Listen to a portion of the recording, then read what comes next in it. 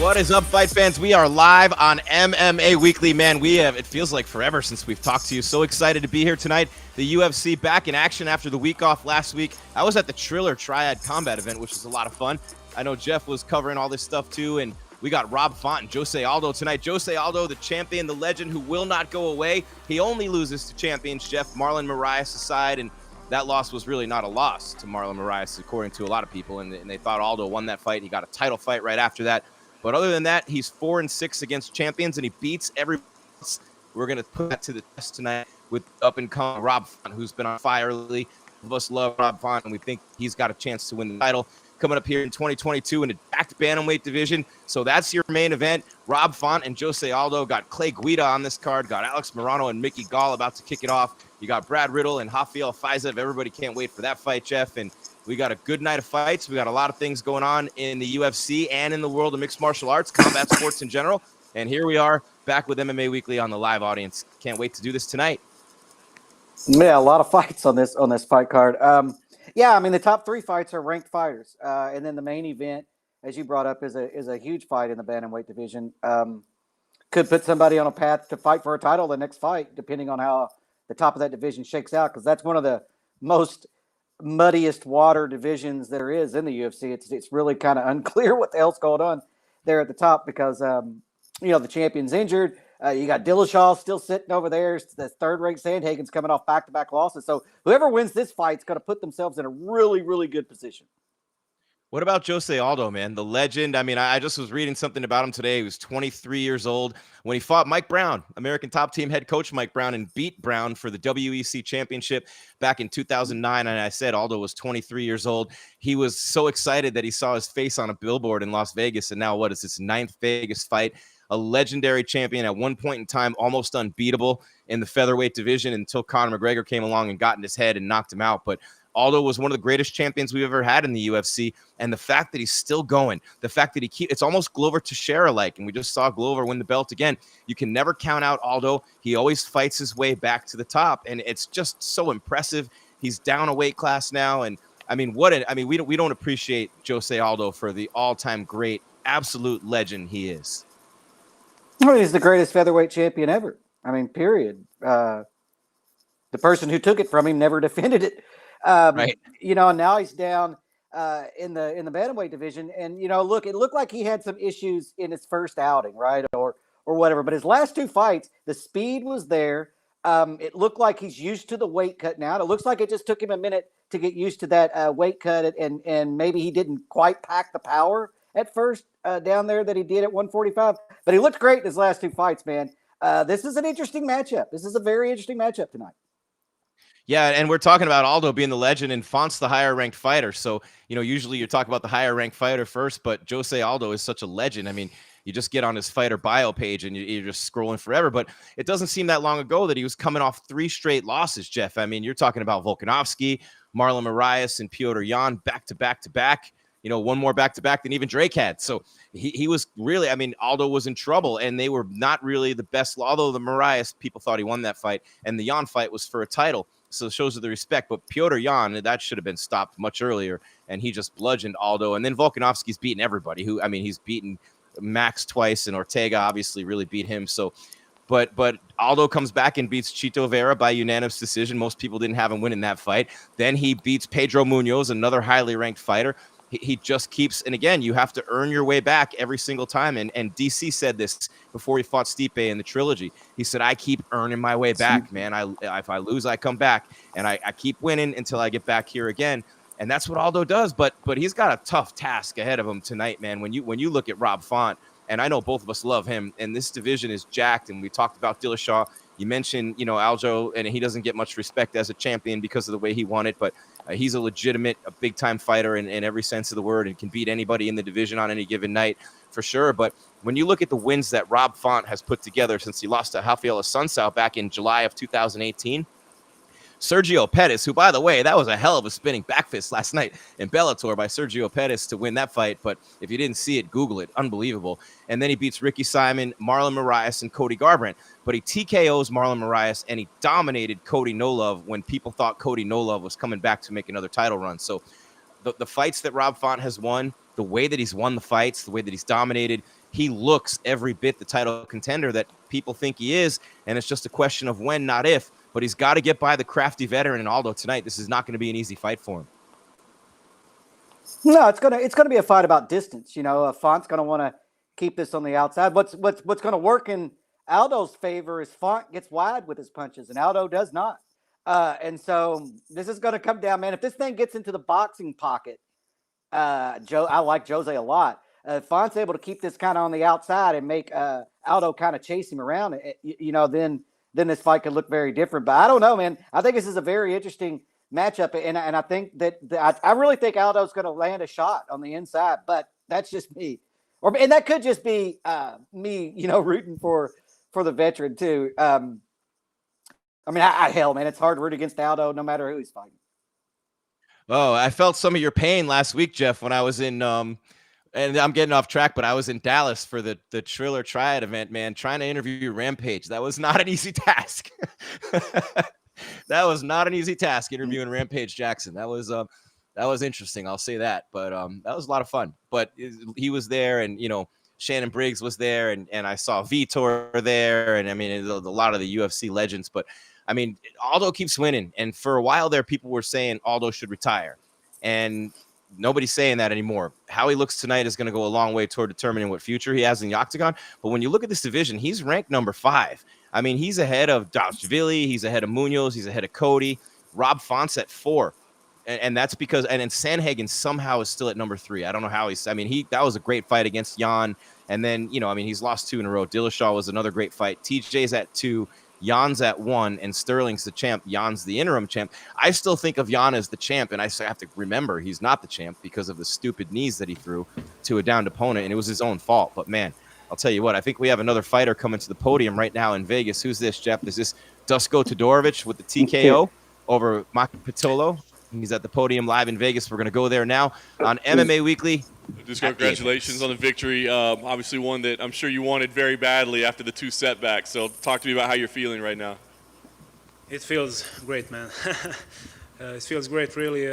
Especially this was, as you said, after 2 losses. And, I had a lot of difficulties in this fight camp. And just managing to come out of it with a W is great. It feels really good, man, to end the year with the W and getting back on the win column.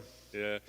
Knowing that you had challenges, I guess, and knowing that you needed to win this fight probably, I mean, was there any talk of maybe not competing and pulling out of the fight?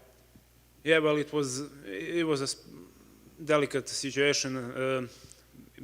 By the end of July, I got hit by a car. Yeah, the guy ran over me while I was going over the crossing. So he messed up my left leg pretty good, and I knew that call was gonna come, so I was thinking at that time of trying to prepare for a possible bout, So when the contract came, I was still not training properly or anything, couldn't, use my foot the right way, so there was definitely lots of setbacks during this camp and difficulties all regarding that injury. I didn't want to talk with anyone about it. I didn't let even my family know. Just my girl knows. So yeah, it was pretty crazy.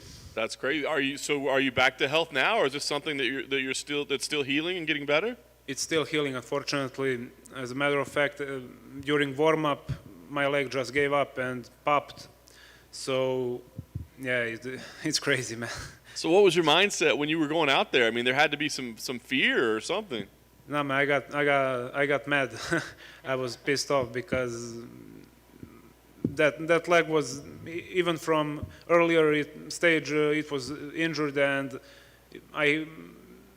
those things occurred to me pretty often, where my foot would just go snap and get swollen and hurt a couple of days, and I got used to it. But to happen right before a fight and the fight that's so important for me, I got pissed, man, to be honest. That's crazy. So I guess, how satisfied are you right now knowing all this? I'm very satisfied, man. It feels so good to end the year with W getting back to win column, and yeah, it's surreal. That's awesome. The guillotine choke, you said it was pretty good. So, were you surprised that he went for it, number one? And number two, I guess, was it close? Yeah, I was surprised. I didn't expect him to attack the guillotine. Honestly, I thought he was going to defend more the takedown. So, yeah, I was surprised, but he did a good job with that. It was a pretty decent guillotine, I must say, but I've been there before. I know my way out of situation like that. So I was just patient and trying to see where he's going to make a mistake or where can I make a small adjustment just to get out of it. So that I did and get to a dominant position, and after that I was pretty sure that things will go my way, because obviously on the ground we knew I was a lot better. Yeah, no question. Well, it went your way. I guess last question for me, knowing all that you've been through, knowing that you still got some healing to do, what's the plan now? Do you need some more time off to rest and recuperate? Do you want to fight again soon? What's the plan for you? I want to stay active, but I need to take care of this, because it's not a light injury, especially after a car hit me, and so it's still pretty fresh. It was July. The wound itself closed up maybe a month and a half ago, so it's still pretty fresh, and I would like to heal it properly so I can prepare for a fight and go with my A game in the next bout. So this happened in July. July 22nd, yeah. And what do you mean the wound just healed up? That's a pretty long time ago. Yeah, but it was a pretty deep wound. If you look at the fight on my left leg, the inner side was completely scraped, because first couple of meters it was just dragging on the concrete, and then the guy climbed with the front wheel on my left foot and parked there. So he comes out, he's like screaming, "Oh my God, are you okay?" And I'm like, "Man, go back. My foot is behind," and he's like panicking, starting to push the car with his hands, but obviously it doesn't move. So he gets out of the car and his car's still on your foot? Yeah. So he tried to move it with his hands, but it didn't work. Yeah, I just saw a picture from your teammate. That's pretty gruesome. Yeah. What was the doctor said? Did it break, or what did they say the injury was specifically? I don't know how, but nothing was broken. The bones were good by somehow. I'm not sure how it went down, but all the soft tissue was smashed and pretty swollen, and how to say, it was painful for a lot of time, long time. But basically the wound was the most complicated part of it. So we had to take pretty good care of the wound, taking care of it in terms of not getting infected and stuff, because it was pretty deep, and every day or so I had to clean it up, just scrape everything off, apply the band-aids over again, and it was a gruesome process, man. That picture. Thank you. Thank you or no thank you, I'm not sure. What's going through your mind when you're going, I have a career that depends on me being healthy, and this happens to you? And then you get a call to take the fight, and you obviously took it. Yeah, what can you say? Things happen. It could have gone a lot worse, Unfortunately, on that same night when I was hit by a car, some kid in other part of my town was also ran over, but the guy just smashed him and went away. So, yeah, it can always be worse, I just try to think of it that way, try to take something positive out of situation. So, depending how things went, I did great, man. Well, congratulations on the win, and I'm glad you're doing better. Thank you very much. All right, so coming off getting hit by a car and all that, taking the fight, did you feel any urgency to finish the fight early? I mean, finished in the first round, but did you have any urgency coming into the fight, or were you prepared to go the full 15 minutes? I was prepared. I was pretty good with my condition, and I believe I could have go on for 15 minutes. But obviously, if I took a badly placed kick or something on that foot, or maybe even if someone attacked a submission on it, I couldn't do what I would normally do. So in that term, it would be bad for me, but I'm always trying to finish the fight as soon as possible and try to capitalize on my opponent's mistakes when I can. So that's always the game plan for me. Thank you. Yeah. Dusko, congrats on the big win. Thank you. First of all, I'm glad you're okay. And second, what an amazing thing that you can just casually talk about this incident like it was nothing. That's what a true warrior would say. Did other fighters have talked about similar injuries, things that happen, and they have to adjust? Did that help you evolve your game any or change anything, switch stances, have a better jab, work on new things that you might not have touched on before, but you had to because of the injury? We definitely had to avoid lots of areas, how time went. We couldn't risk, obviously, me spraining that ankle or just injuring it even more. So we were pretty cautious throughout the whole fight camp. But I wouldn't say I managed to improve in some part because of the injury. It was probably the other way around. But I guess maybe in conditioning, strength and conditioning part, we did some things differently because obviously I couldn't do some sprints and jumps and I don't know what. But in terms of strength and conditioning, we made some adjustments and it definitely felt good. I felt good with, in sparring and everything. When we go a couple of rounds, I felt confident. As I said, I felt confident that I could have gone for 15 minutes this fight.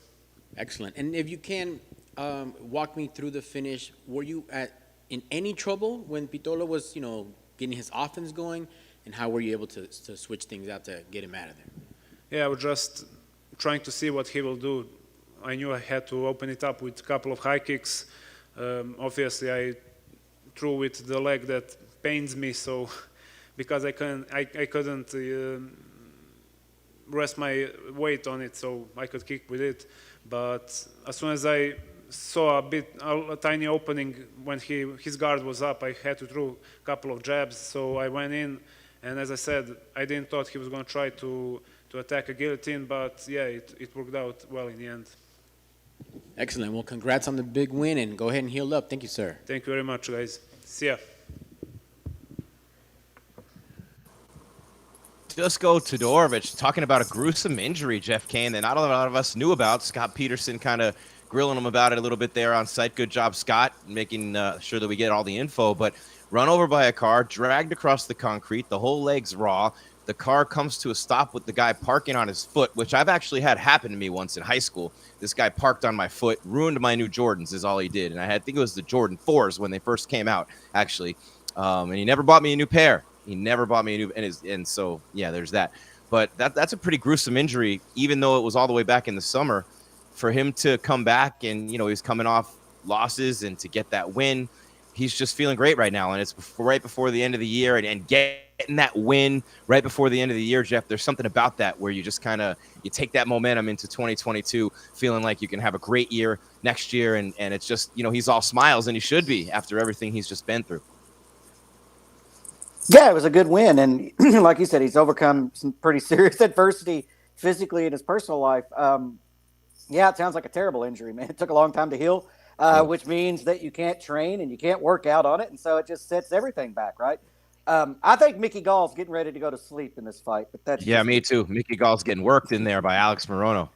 He just has no head movement. His head's always on the center line. And when he throws a punch, his head stays right in the middle of the pocket. I mean, wow. But yeah, he got dropped in the first round, just for the update on everybody. He got dropped in the first round, and then the second round, he managed not to get dropped, but he's still taking big shots. Mickey Gall is one of those guys you wonder. I mean, Morono's a good fighter too, but Mickey Gall's one of those guys where You thought he had potential. He's got a couple of good wins. You know, I think it was the Sage Northcutt win that actually made people think Mickey Gall. I mean, the win over CM Punk doesn't really even count. You know, hate to say it. Well, no, I don't hate to say it. It doesn't even really count. But other than that, I mean, he hasn't really been able to put it together in the octagon. He's a tough kid. He's got great wrestling. He can strike, but he's outclassed by Morono in there. Yeah, it's his defense that he has to work on. I mean, he like I said, when he throws his jab, his right hand comes down, so he's open for a counter. When he throws punches, his head stays right on the center line, and so he's just there to get hit. And he comes straight in, so you can just stop him in his tracks with a stiff jab, which we've seen happen quite a bit this fight. But yeah, he's a ground fighter who's transitioning into trying to become a better striker. But striking's more than just throwing punches. You know, you got to protect the melon, and so I would suggest, defense on, anybody that's getting into striking, work extremely hard on defense. That's the most important, right? It's just like football. Defense wins championships. Yeah, and his percentages aren't that good. He's not landing a high percentage of his punches. Morono is. Morono's throwing a lot more strikes. He's throwing 140 to 79. I love watching it on ESPN Plus. I watch it on my phone right against my laptop screen with my monitor behind it, so I can see you and see everybody, Jeff. But it's kind of small on the screen of my phone because I have my phone the long way. But this way, I get to see all the fight stats live, which is really cool. It's a nice little touch on ESPN Plus with the UFC fights, and it's just crazy, man, when you think about it. And I want to say hi to Isaac Jamerson. He's back. He said long time no see in the chat room. One of our favorite guys here on the show, one of our best fans and part of the audience. And then Grandmaster Playa says hello. We want to say what's up to you. So any of you guys have any comments in the chat? Well, who do you think's going to win tonight? Jose Aldo, Rob Font. Font is ranked 4. Aldo's 5 in the bantamweight division. And I personally think Font should probably be ranked ahead of Sandhagen at this point. I'm splitting hairs, I know. And it's tough to knock Corey, but he is coming off 2 losses in a row, albeit great fights against Dillashaw and I almost did it again, the champion, the interim champion, Piotr Jan. No one recognizes Aldo as the champion. I Freudian slip 1,000 times on that. I won't stop. I have to stop myself every single time I'm about to call Piotr Jan the champion, because it really was stupid that he threw that knee. And he was dominating that fight, and nobody's beating Piotr Jan except, I think, Dillashaw in that division. But I have to stop myself every single time from disrespecting Aljo. And it's not that I want to disrespect Aljo, because I like Aljo a lot. It's just that my brain, just like everybody else, seems to recognize Jan as the real champion. I know. I mean, yeah, I don't think I've talked to anyone that considers Aljo the legitimate champion. How do you think that feels for Aljo? That's got to be the worst thing in the world. Like, he's got the belt and he's making more money, so he's getting the last laugh. But to not be considered legit, you work your whole life for that. He wants it to be legit more than anyone. Yeah. Oh, he knows. I mean, he's not dumb. He knows that he got a gift in that, and hopefully he can come back, because he was getting worked in that fight. He's a talented fighter. I like Aljo as well. But he was getting worked in that fight, and Jan made a critical error and ended up losing the fight. But nobody's saying, and that's the way I look at it. Aljo didn't win that fight. He didn't win the belt. No. Peter just gave it away. He just handed it over, and that's sort of the way I look at it. And I don't think that's disrespectful to Aljo. I mean, Aljo did not beat the champion. He didn't beat Jan. Jan beat himself. I mean, it's as simple as that. And whether or not you believe Aljamain Sterling was legitimately as hurt as it came across and really couldn't continue is irrelevant, because that was what the medical people determined. That was what everybody there determined. So he legitimately and rightfully so walked away with the belt, but no one considers him a legitimate champion, and no one thinks he's going to have the belt long.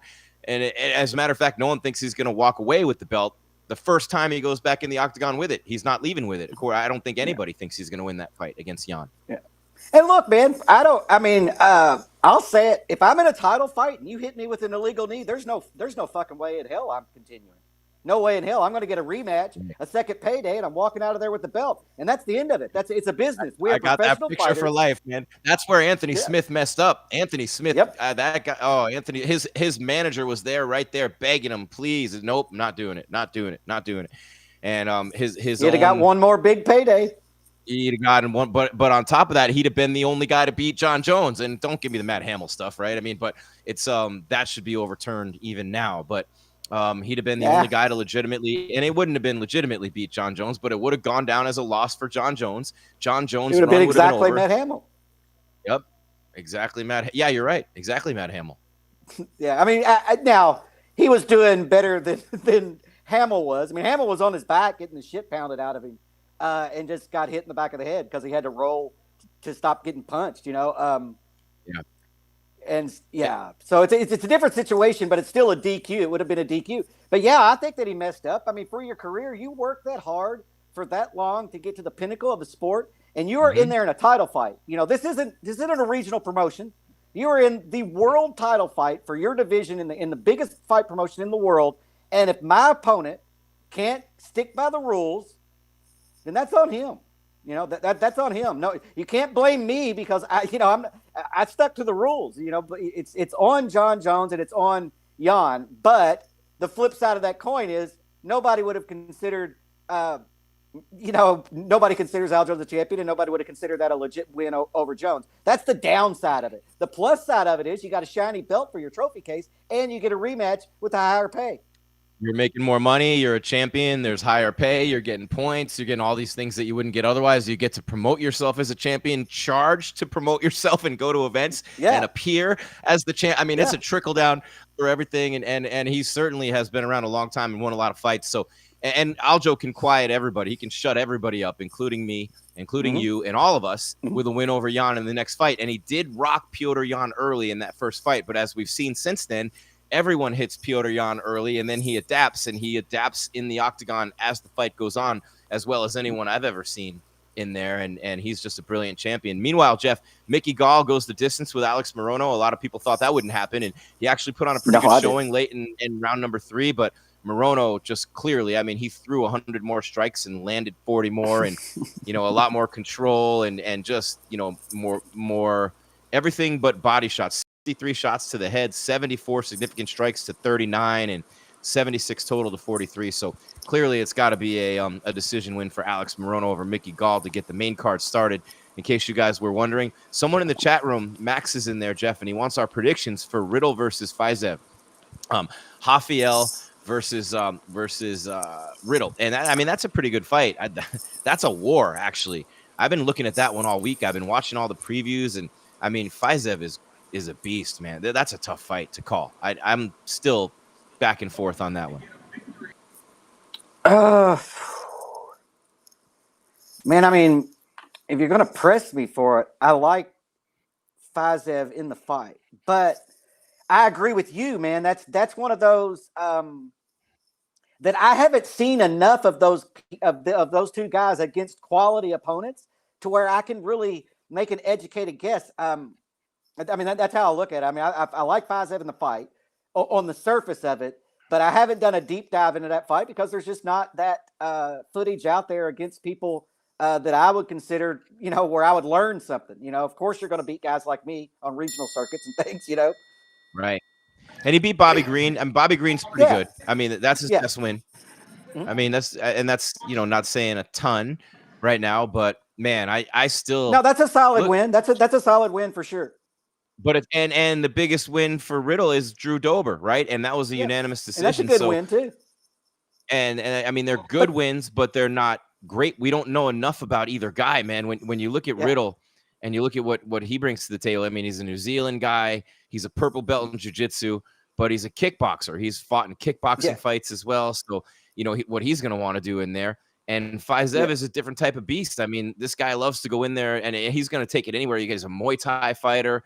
And you know how Muay Thai fighters are, man. They're filthy and dirty and nasty. And when you have Muay Thai against kickboxing, especially, you're going to figure like the Muay Thai fighter is going to have the advantage when you get a little closer up against the cage and the clench where knees and elbows come into play more. The kickboxer is going to want to stay at distance and hit him with those kicks and punches.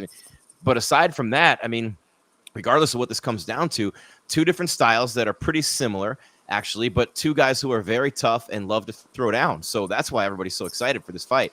You got 6 knockouts and 10 wins for Rafael Faizev, and when you look at Riddle and what Riddle's done, I mean, and his record's really 10-1 as well with 5 knockouts. So each guy, 11 total knockouts between the two of them. It's funny. They just showed Aljo. He's there at the Apex tonight watching this fight. and we've been talking crap about him the whole time. Maybe Scott should go get him. Hey, Aldo, ring the bell. I like him. Hey guys, I just got done talking with Dusko and his training partners. They were showing me the video of his recovery, the injury, the photos, video. Ooh. They will be sending some stuff to us. So, since the fight is over, obviously they wanted to not share this when you're going into a fight. But Right. yeah, the story of him getting ran over, the guy. So where can the fans see it, Scott, once we get it? It'll be up on the site. It'll be up on the YouTube, so you'll be able to see the injuries. I mean, that's kind of like, wow. But just what a story. The guy gets hit. How bad was it, Scott? How bad did it look? Pretty gross and gruesome. I mean, when he said that it didn't Like raw steak, gross, like that? almost like basically almost to the bone on his heel. Oh boy. Yeah. And like he said, he kind of stepped off the mat and injured it right before backstage, right before the fight. One of his training partners said that he didn't want him to fight after that. And, yeah, the guy's just a warrior. So there's some what a story and some stuff I'll be sending over your way, Jeff, to share.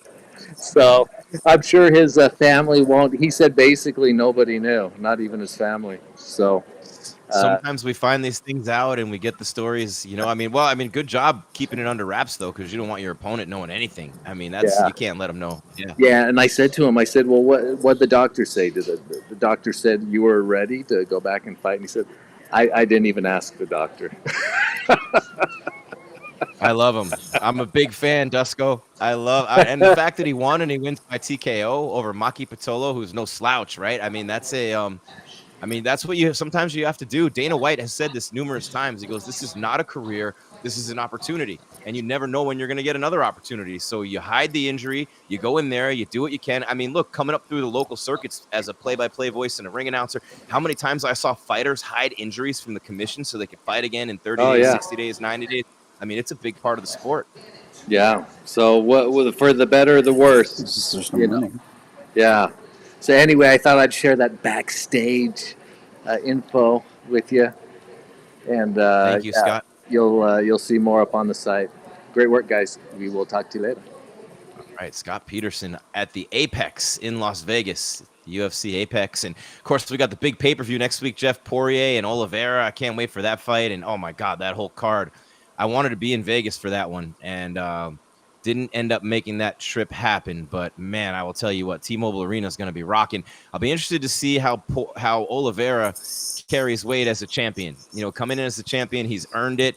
He's gone through the ringer and taken the long way, and he beat Michael Chandler and everybody myself included. It wasn't, to me, a legit title fight, but he won the fight. He's won every fight they put in front of him. He demolished Tony Ferguson at a time when, people thought Tony could still be Tony, and maybe Tony still is Tony, and he just keeps fighting better guys at this point. But you got Amanda Nunes and Juliana Pena. Who's going to be the one to eventually beat Amanda Nunes? Jeff Neal and all his legal troubles right now against Santiago Ponzinibbio, Kai Kara France and Cody Garbrandt. No love goes down to flyweight. Sugar Sean O'Malley against Paiva kicks off the main card. Ige and Emmett in the main event on the prelims. Dominic Cruz against Pedro Munoz is the co-main on the prelims. I mean, there's some really good fights coming up next week at T-Mobile Arena. Yeah, it's a stacked fight card. A lot of meaningful bouts, as you brought up, even all the way down on the preliminary card. I mean, big time fights, in divisions. Yeah, man, I look forward to next week pay-per-view. It feels like we haven't had a big fight in a minute, but it's just because of the holidays and stuff. We've had some time off, right? Colby and Kamaru. Well, you had them back to back. What was it? The last week of October and the first week of November. So then there's a lot of time in between, and that's what ended up happening. It's crazy too to think, and that was a long time ago to me now. Kamaru and Colby. That was, well, it was a month ago. Yeah, you're right. It was 4 weeks ago. It feels like 3 or 4. Feels like 3 or 4 months to me, man. But yeah, it just feels like, I don't know if it's because I've been busy in the holiday and everything, and then the week off. It just feels like it's been so long since we've had a numbered event. And it hadn't been. I hope you had a good Thanksgiving. Everything. I was gone. I was in Dallas, And I had my Thanksgiving dinner in the hotel room, and then in the hotel restaurant, and I came home and just told my kids, hey, we'll do Thanksgiving dinner when I get back on Monday. And so they made me a Thanksgiving dinner when I got back, and we did it then. They're 14 and 12. They don't even care anymore. But it was interesting being in Dallas and being there at that event. And, it's because there is a lull in the schedule, and there was no UFC event. And, Jeff, I got to see Metallica live from 20 feet away. I have a story. I had not seen Metallica live. The first time I saw them live, I was 13 years old in 1985 at the New Haven Coliseum in Connecticut. They opened up for Ozzy on the Ultimate Sin Tour. That's how long ago this was. Ozzy came down in the big chair, shot in the dark. That tour, right? And Ozzy's amazing. He was gassed out of his mind and couldn't even put two words together while he's talking. But then he starts singing, and he's the rock. I don't know how he did it. He couldn't even. And then he starts singing, and it's just pure magic. I don't know how. The guy was so hammered on every substance in the world, he couldn't even talk, but he could still sing like a god, right? Somehow he's Ozzy. Well, Metallica opens up for Ozzy, and they just blow the freaking roof off the place, man. It's on the Master of Puppets tour. They start with Battery, and I wasn't a Metallica fan before that night. I never really got into Ride the Lightning or Metal Up Your Ass or any of the early stuff they did. Well, that was before Cliff Burton died, their first bassist, and I just saw them last week in Dallas. And man, I will tell you what, for those guys to be in their 50s and to play those songs with that kind of energy and to sound the way they sound, especially for, the singer, that's hard to do. If you listen to Vince Neil lately, you'll know what I'm talking about. God, holy crow. I don't know how they're going to do that arena tour, Motley Crue, with that guy singing. And he was amazing at one point. But You can't take time off like that. Lars Ulrich, man, I don't know how he keeps up on those drums at 55 years old. And Kirk Hammett playing the guitar, they were unbelievable. Jeff, you would have loved it. They absolutely crushed it in Arlington, Texas last week, and it was so much fun seeing them up close and personal. It's crazy. Triller's doing a lot of interesting stuff, man. Having like Nigel Lithgow producing the show, and they have like the producer of American Idol, and So You Think You Can Dance, and you got Nick Cannon hosting, and you got Fat Joe there, and you remember we made fun of it last time. Back to you, Snoop. Here you go. It's a celebrity driven promotion for sure, and they know how to they know how to put on an entertaining event. Yeah, I'll be honest, I didn't watch the event. I went out because I finally had a Saturday off, right? Yeah. And I didn't go out. I took the kid to see a band, and then there was at the brewery, kids can get in, and so there was my friend who I've known forever, his band, and he loves them. So I took him there to see them, and then I came home. So I didn't go out. Those are the memories of his lifetime, though. Those are my favorite times when my father brought me to the bar when I was a kid. I'll never forget. Yeah, those. well, When it used to be a bar, but now it is a brewery, and kids can get in. So you can get in at any age in a brewery, but not a bar. Although it's the exact same establishment. It's strange how that works. But yeah, man. Get a root beer, man. A double crafted root beer.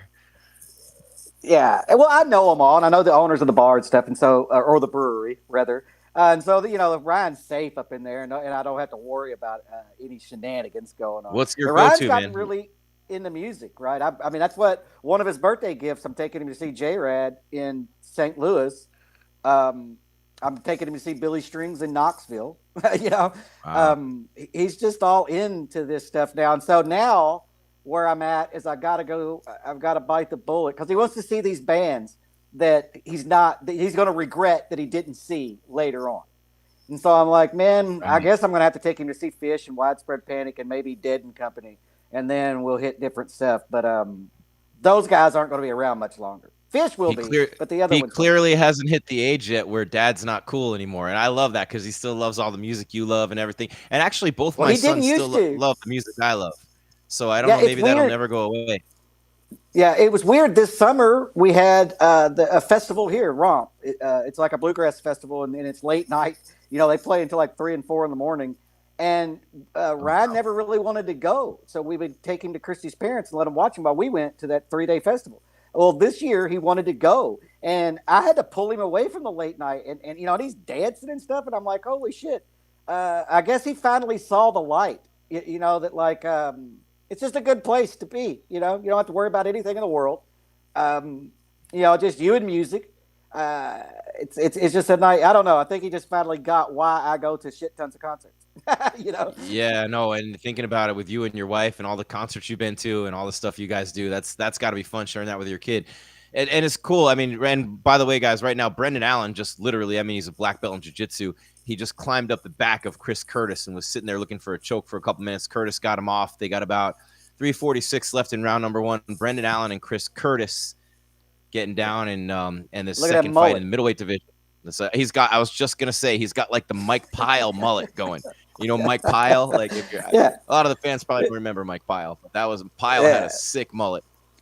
Yeah, this is a pretty sick mullet, man. I haven't seen a mullet like that in a minute, man. It's been a minute. Our mullets coming back. Who else had a mullet like that, man? You know, I mean, I know Pyle had one. Allen's who had an epic mullet? Miguel Torres. Miguel Torres. He was WEC champion. Yeah. He had an epic mullet. An epic mullet. I had a mullet at one point. I had the side shaved, long in the back. Wasn't long like this. Yeah, I never had a mullet. Absolutely. Yeah. He has a Joe Dirt. Allen has a Joe Dirt mullet. Oh, yeah. Yeah. I played baseball, and the coach always forced us to have kind of shorter hair. And then my senior year, I just decided not to get my hair cut anymore. And so I didn't have a mullet. It just all grew out. But if I ever cut my hair, I'm going to cut like the most epic mullet and wear it around for a month before I cut If you did it right off. now, you'd have the best mullet. You'd have a walk-off mullet if you did it right now. Yeah. It'd be the mullet of all mullets. It'd be a magazine cover mullet if you did it right now. I dare you. So that's what I'm thinking. Yeah. Well, I got. My wife might divorce me if I have a mullet, but I'll fit right in Kentucky, right? I mean, there's mullets everywhere. Mullets never went out of style.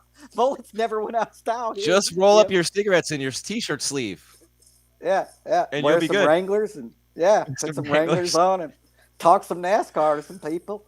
Yeah. Smoke a cigarette and spit some dip at the same time. Yeah. Yeah, Kentucky's an interesting place, man. Kentucky's an interesting place. Yeah, tobacco's our number 2 cash crop. What's number 1? Marijuana. Okay. Oh, it's number 1 everywhere now that it's legal, right? Well, it's not legal here. It's just always been our number 1 cash crop. It has always been the number 1 cash crop since like 1810 out of Kentucky. We have great soil here. We grow all kinds of good stuff. And so, and actually, we had the most potent marijuana in the country until Humboldt County came along in like the 80s and produced some foreshadowing to the future, right? Foreshadowing of how that weed. Tennessee whiskey and Kentucky bourbon, right? So what's the number 1 bourbon coming out of Kentucky? Is it Jim Beam? Maker's Mark, maybe. Maker's Mark comes out of Kentucky. What else? Jim Beam does. Kentucky Tavern. Wild Turkey. Wild Turkey. Oh, God, I can't drink wild. My dad had a bottle of Wild Turkey. He caught me drinking in high school. I came home after having a couple of light beers thinking I was cool. He goes, I've been waiting for this night, so you think you're a drinker. And he blows the dust off the bottle of Wild Turkey and goes, drink that. And I was like, oh, shit. I'm dead. And just one whiff of this Wild Turkey. I mean, at 16 years old, when you just had your first 2 beers, I probably threw up 14 times that night. Yeah. My wife used to drink Wild Turkey on the rocks, just sip it. And she doesn't drink anymore, but I was always like, holy shit. That's hard. That's more hardcore than I am for sure. I was never like that. But yeah, she doesn't do that anymore. But back in the day, we used to drink a lot of Wild Turkey for sure. On the rocks, Wild Turkey. Man, 13 seconds left in the round. Curtis is on top of Allen up against the cage. Maybe stole the round here. I don't know what the scoring is going to look like. Clay Guida's on deck against Leonardo Santos. And, a little bit of a resurgence for Clay Guida, too. Every time you want to throw dirt on the old guys come back and get some wins. And it's interesting. And by the way, speaking of the old guys, send out some support. It's been a crazy ride for Diego Sanchez with the COVID thing that he's dealing with now. And, the whole thing with that stupid manager guy that he had for a while. And he finally got rid of him. Joshua, whatever. Fabio. I mean, just a crazy, and Diego ends up with life-threatening COVID. I mean, it's just the poor guy can't catch a break. So, but these veterans, Jeff, I mean, the Guidas of the world, and Aldo's winning again. And, it's just every time you want to say that the sport's passed them by or they need to retire, then, a couple more wins and they're right there. So props to them. And who doesn't love it when Clay Guida fights? Yeah, I mean, Guida, I don't know how Guida is. He's been around forever, man. He's been around forever. He used to live in that van. He used to live in that RV thing. Yeah, he's a wild man, man. He's High 36 and energy. 21, Everybody Jeff. likes him. Yeah. He's been around 36 and forever. 21. And he lost to Mark Madsen, the Olympian wrestler, and that was a split decision in August. And the Cannoneer Kelvin Gastelum card, he beat Michael Johnson in a huge upset before that. Before that, he lost to Bobby Green and Jim Miller, beat BJ Penn. But he's still hanging around, still collecting paychecks. And meanwhile, Curtis and Allen go to round number 2. So you have Guida and Aldo. A lot of history on this card with those two. There's something for everybody on this card. And look, Jimmy Crute and Jamal Hill at light heavyweight, man. That I can't wait for that fight. 2 ranked Jamal guys. Hill, Yeah. I keep waiting for Jamal Hill to put it all together. That dude's a beast. Yeah, I mean those guys are both ranked. I mean, that's a meaningful fight on this card. Now they're not ranked high, but that's how you start. I mean, they're ranked 13th and 14th. But one of them's going to jump into 12th or 11th after this, and then their next fight they should get somebody in the top 10. So this is a big. While yes, it's a fight between the 13th and 14th ranked guy. This is a pivotal fight for their career because it's going to lead to a top 10 matchup and those more marquee matchups. Yeah, and once you crack that top 10, and a lot of the headlines in the UFC lately have been about Conor McGregor looking jacked at 190, and Nate Diaz and Islam, not Islam, Khamzat Chimaev. I always get Islam and Khamzat confused and Khamzat Chimaev going back and forth, and Diaz calling him a rookie and saying, "I'm not fighting that guy. I got one more fight. He's a rookie. Give me a real fighter." And that's pretty much Dana saying everybody's scared. Nobody promotes it like Dana. He's gonna get every dollar that he can out of Islam and Khamzat. There's no doubt. What do you? I mean, are you buying any of that? Huge right hand. Oh, big shot. Allen's wobbled big time. He's hurt. He's not. That was was a huge right hand. He like stiffened up on his feet, but didn't go down, and it looks like he may have recovered here in the clinch. But that was a huge right hand. What a chin on Brendan Allen to take that shot from Chris Curtis. I don't know if he's all the way recovered. He still looks a little wobbly. No, he's and not. then you just got crushed by a knee, and the fight gets stopped. Yeah. He just didn't go down and fired back. And so I was like, well, maybe he's recovered. No, he wasn't recovered. Yeah, nice little finish right there. Does that look too bad if I sit back? This chair is a little weird. If I sit forward, I have to sit. Oh, that's tough. I'm going to be in traction by the end of the night at my age. Jeff, you're going to be 50 in December, right? This month. You're going to be 50 this month. Yeah, on the 14th. We talked about this last year, and the month is here. December 14th. You're a little over a week away. Mine's January 17th. Wow, we're both hitting the big 5-0. That was a big right hand, though. Oh, he just went stumbling backwards. That's the shot of the night so far. I mean, like on the replay, he's out on his feet. Boom! And he's just out, and for some reason, he stayed on his feet. Man, that was crazy. That was a hard right hand. Wow. Well played. And then that last knee that got him, it wasn't that hard of a knee, but it did sneak through and get him in the temple. And he was still chrome. I mean, he took a couple knees to the body and a couple more right hands. He was wobbling, man. He didn't know where he was at that moment. Yeah, he's just on autopilot. Good win for Chris Curtis. Mm-hmm. Yeah, on a main card, and you get a finish like that. Yeah, you know. Allen was a big favorite. In line for a bonus. Allen was a huge favorite at minus 340. So if you bet money on Chris Curtis at plus 270, you got paid. And if you did it by TKO, you really got paid. Yeah. And especially now when there's a sports book on every corner, everyone's advertising everywhere, they're spending a fortune. We need to get some of them on board with the show. They're just throwing money around right now, all the sports books. The win bet. You see this commercial with Shaq and Ben Affleck? I'm like, how much did that commercial cost? Yeah, there must be. I mean, I think during the pandemic, gambling really, really took off, or saw a surge. And I guess they're just riding that wave, man. You know, I mean, we needed something. We were bored for a year and a half. And so we were betting on the most ridiculous shit. The two industries that we're counting on in America right now to drive the bus, man, economy-wise, are gambling and weed. Go figure, right? The things that were the taboo for so long, weed and gambling, are driving the bus of the economy in America right now. And it's crazy when you think about it because they're exactly the opposite.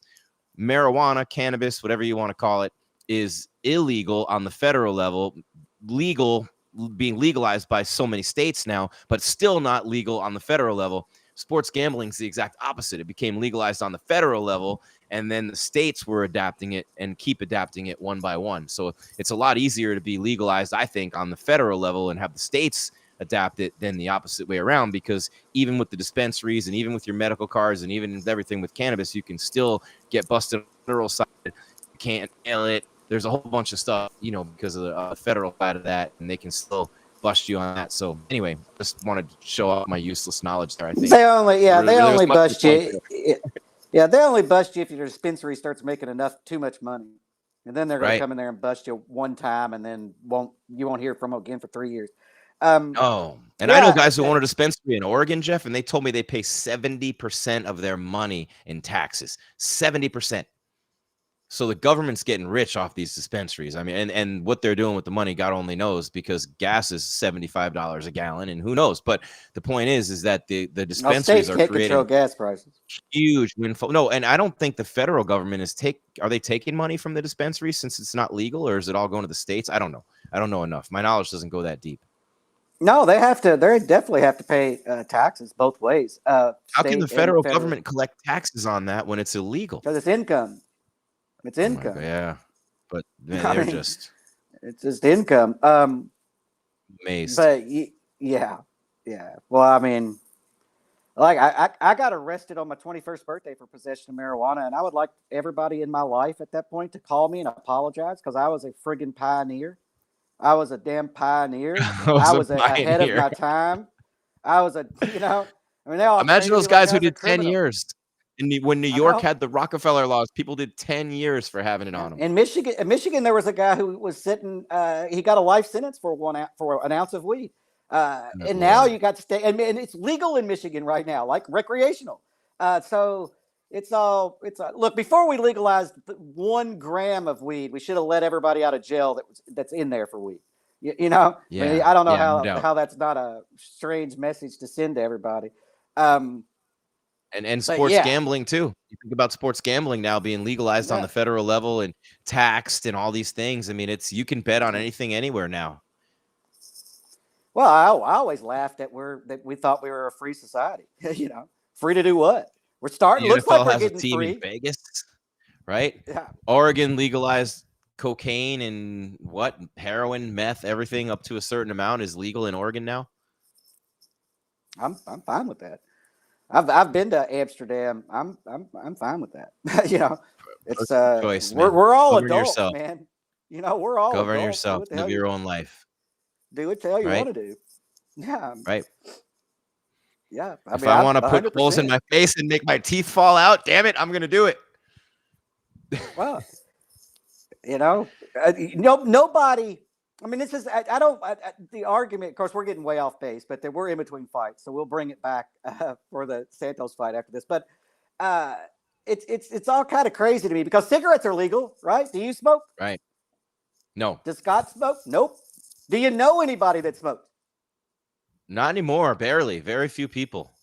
So tobacco being legal tobacco being legal has it caused everybody to run out and start smoking, right? No. I know most people I know don't drink. Alcohol's been legal since the end of Prohibition. So that argument doesn't stand. If you could legalize cocaine, crack, and heroin tomorrow federally and put it on every street corner, and the same people that buy it now are going to be the ones buying it tomorrow, but not without a doubt. And the one that's worse than anything is gambling. Gambling is, I've known a lot of people who have lost everything when the casinos were built where I grew up in Connecticut. All of a sudden, people who had money had no money and they were living in the street. I mean, gambling is the rough one. Gambling's tough, man. I don't want to say too much because, I mean, it's a free country and a free society, and a lot of people do it responsibly, man. And I just think that if it can make it a lot of fun. Like right now, looking at the odds for these fights, Clay Guida coming up against Santos. I love Clay Guida at plus 182. I would probably throw down a little bit on Guida here. Santos is a minus 212 to a minus 220 favorite, which means you'd have to bet that amount to win $100. Whereas on Guida, you bet 100 to win 182.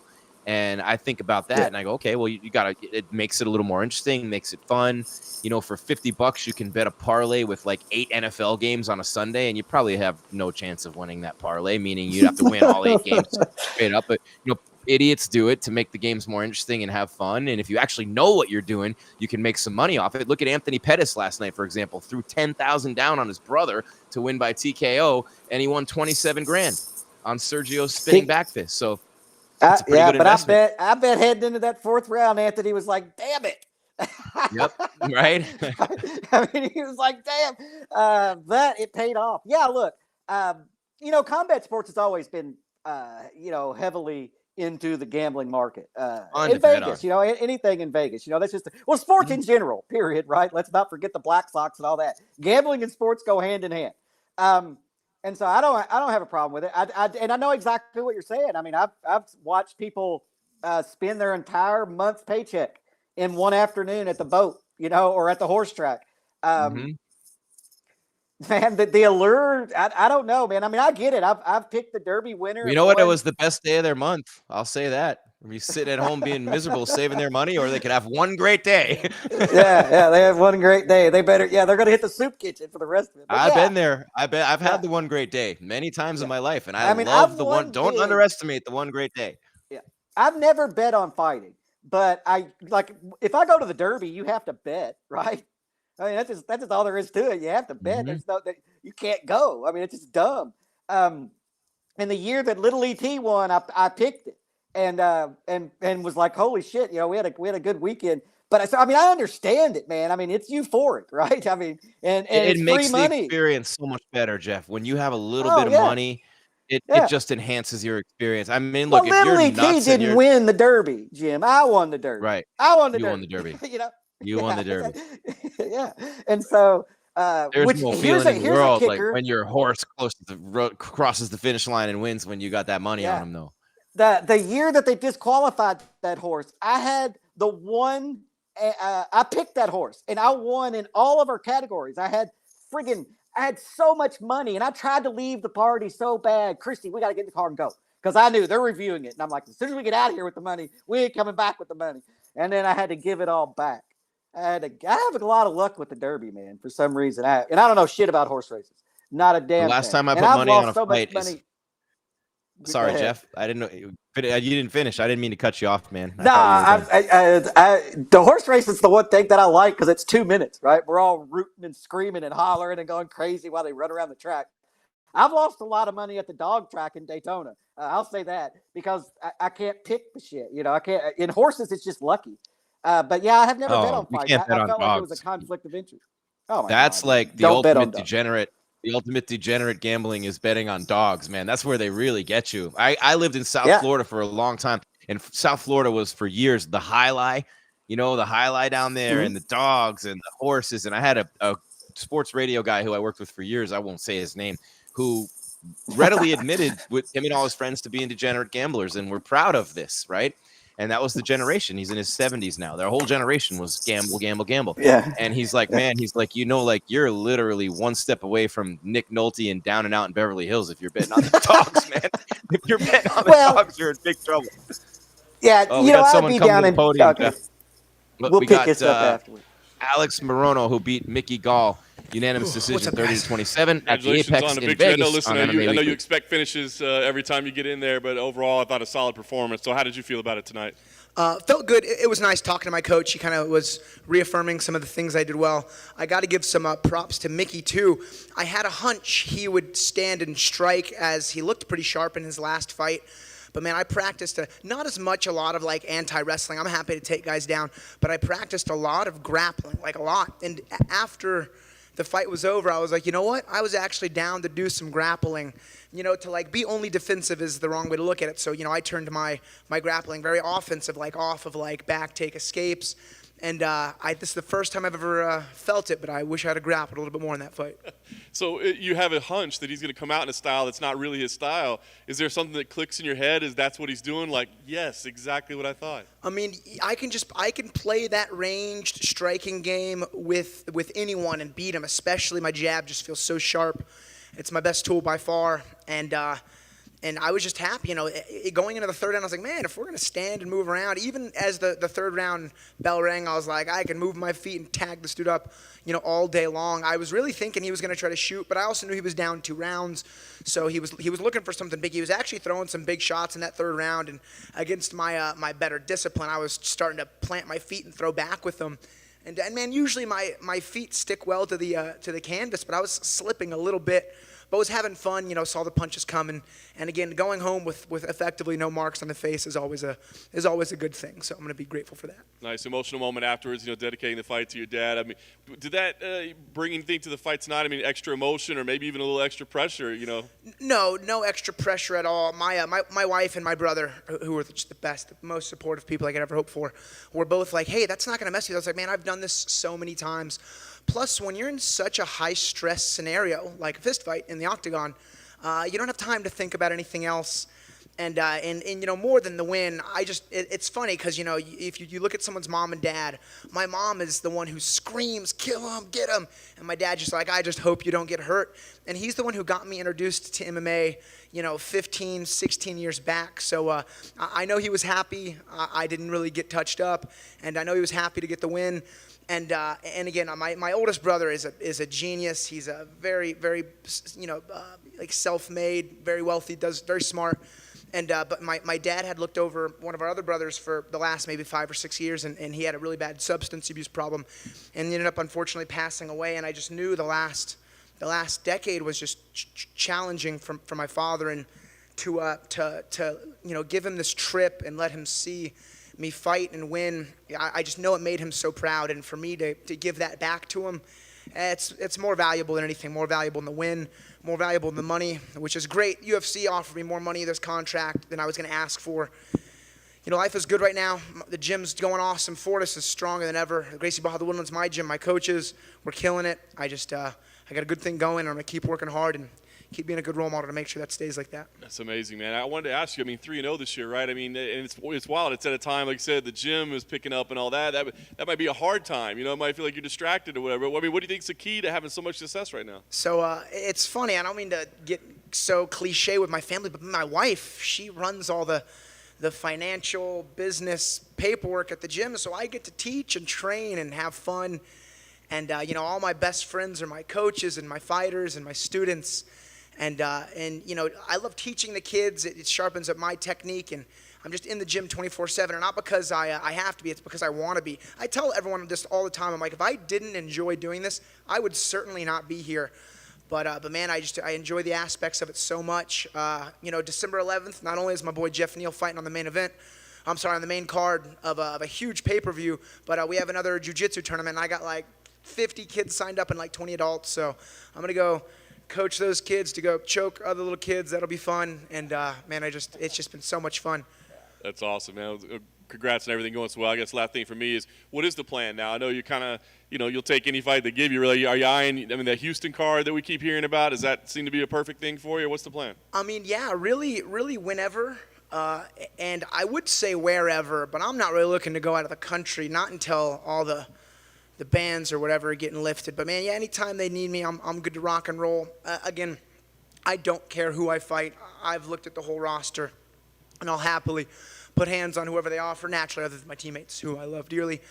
But yeah, man, I really don't care. I'm down to scrap. Coming out of this fight, 100% healthy. So I'm just going to keep riding this train. Just a quick one from me. Did you manage to catch the new series of Always Sunny yet? I did, actually. In the hotel room, I was really looking forward to that. And it's just cool to see that show still going on. I'll tell you, and it's not bad, but the same thing happened with South Park when instead of like having their own fun adventures, they kind of go way off of like pop culture and current news, and it's just not as original. Still great though, I'll always support that show, but yeah, I give it an average rating. Hey, Alex, the last couple times you fought, you seem like you've been more controlled. It used to be like you would get in there and just sort of a light would flick on and you just bang. The last couple fights, is this a growth in you, or has this just been the style of opponent you've had? Yeah, no, it's just it's being smarter for sure. Coach Safe is 100% the reason I do that. He tells me what to work on.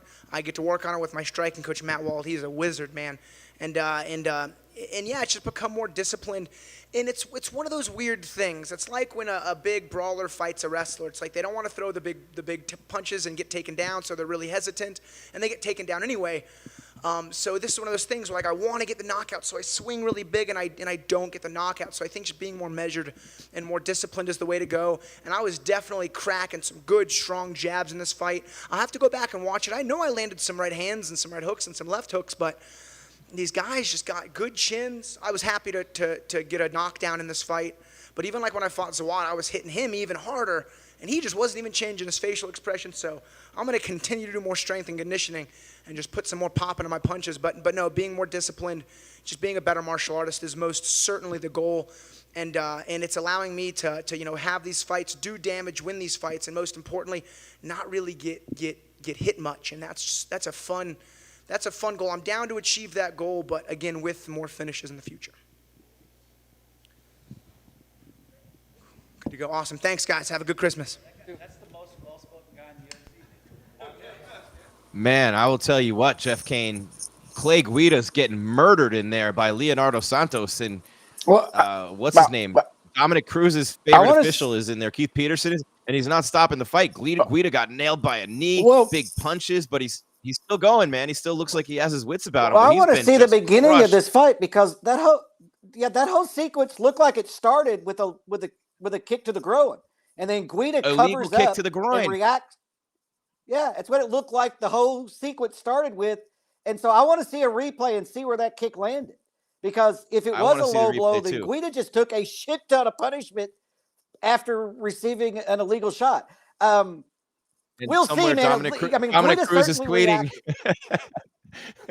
Let's see, sir. It looks like a low blow to me.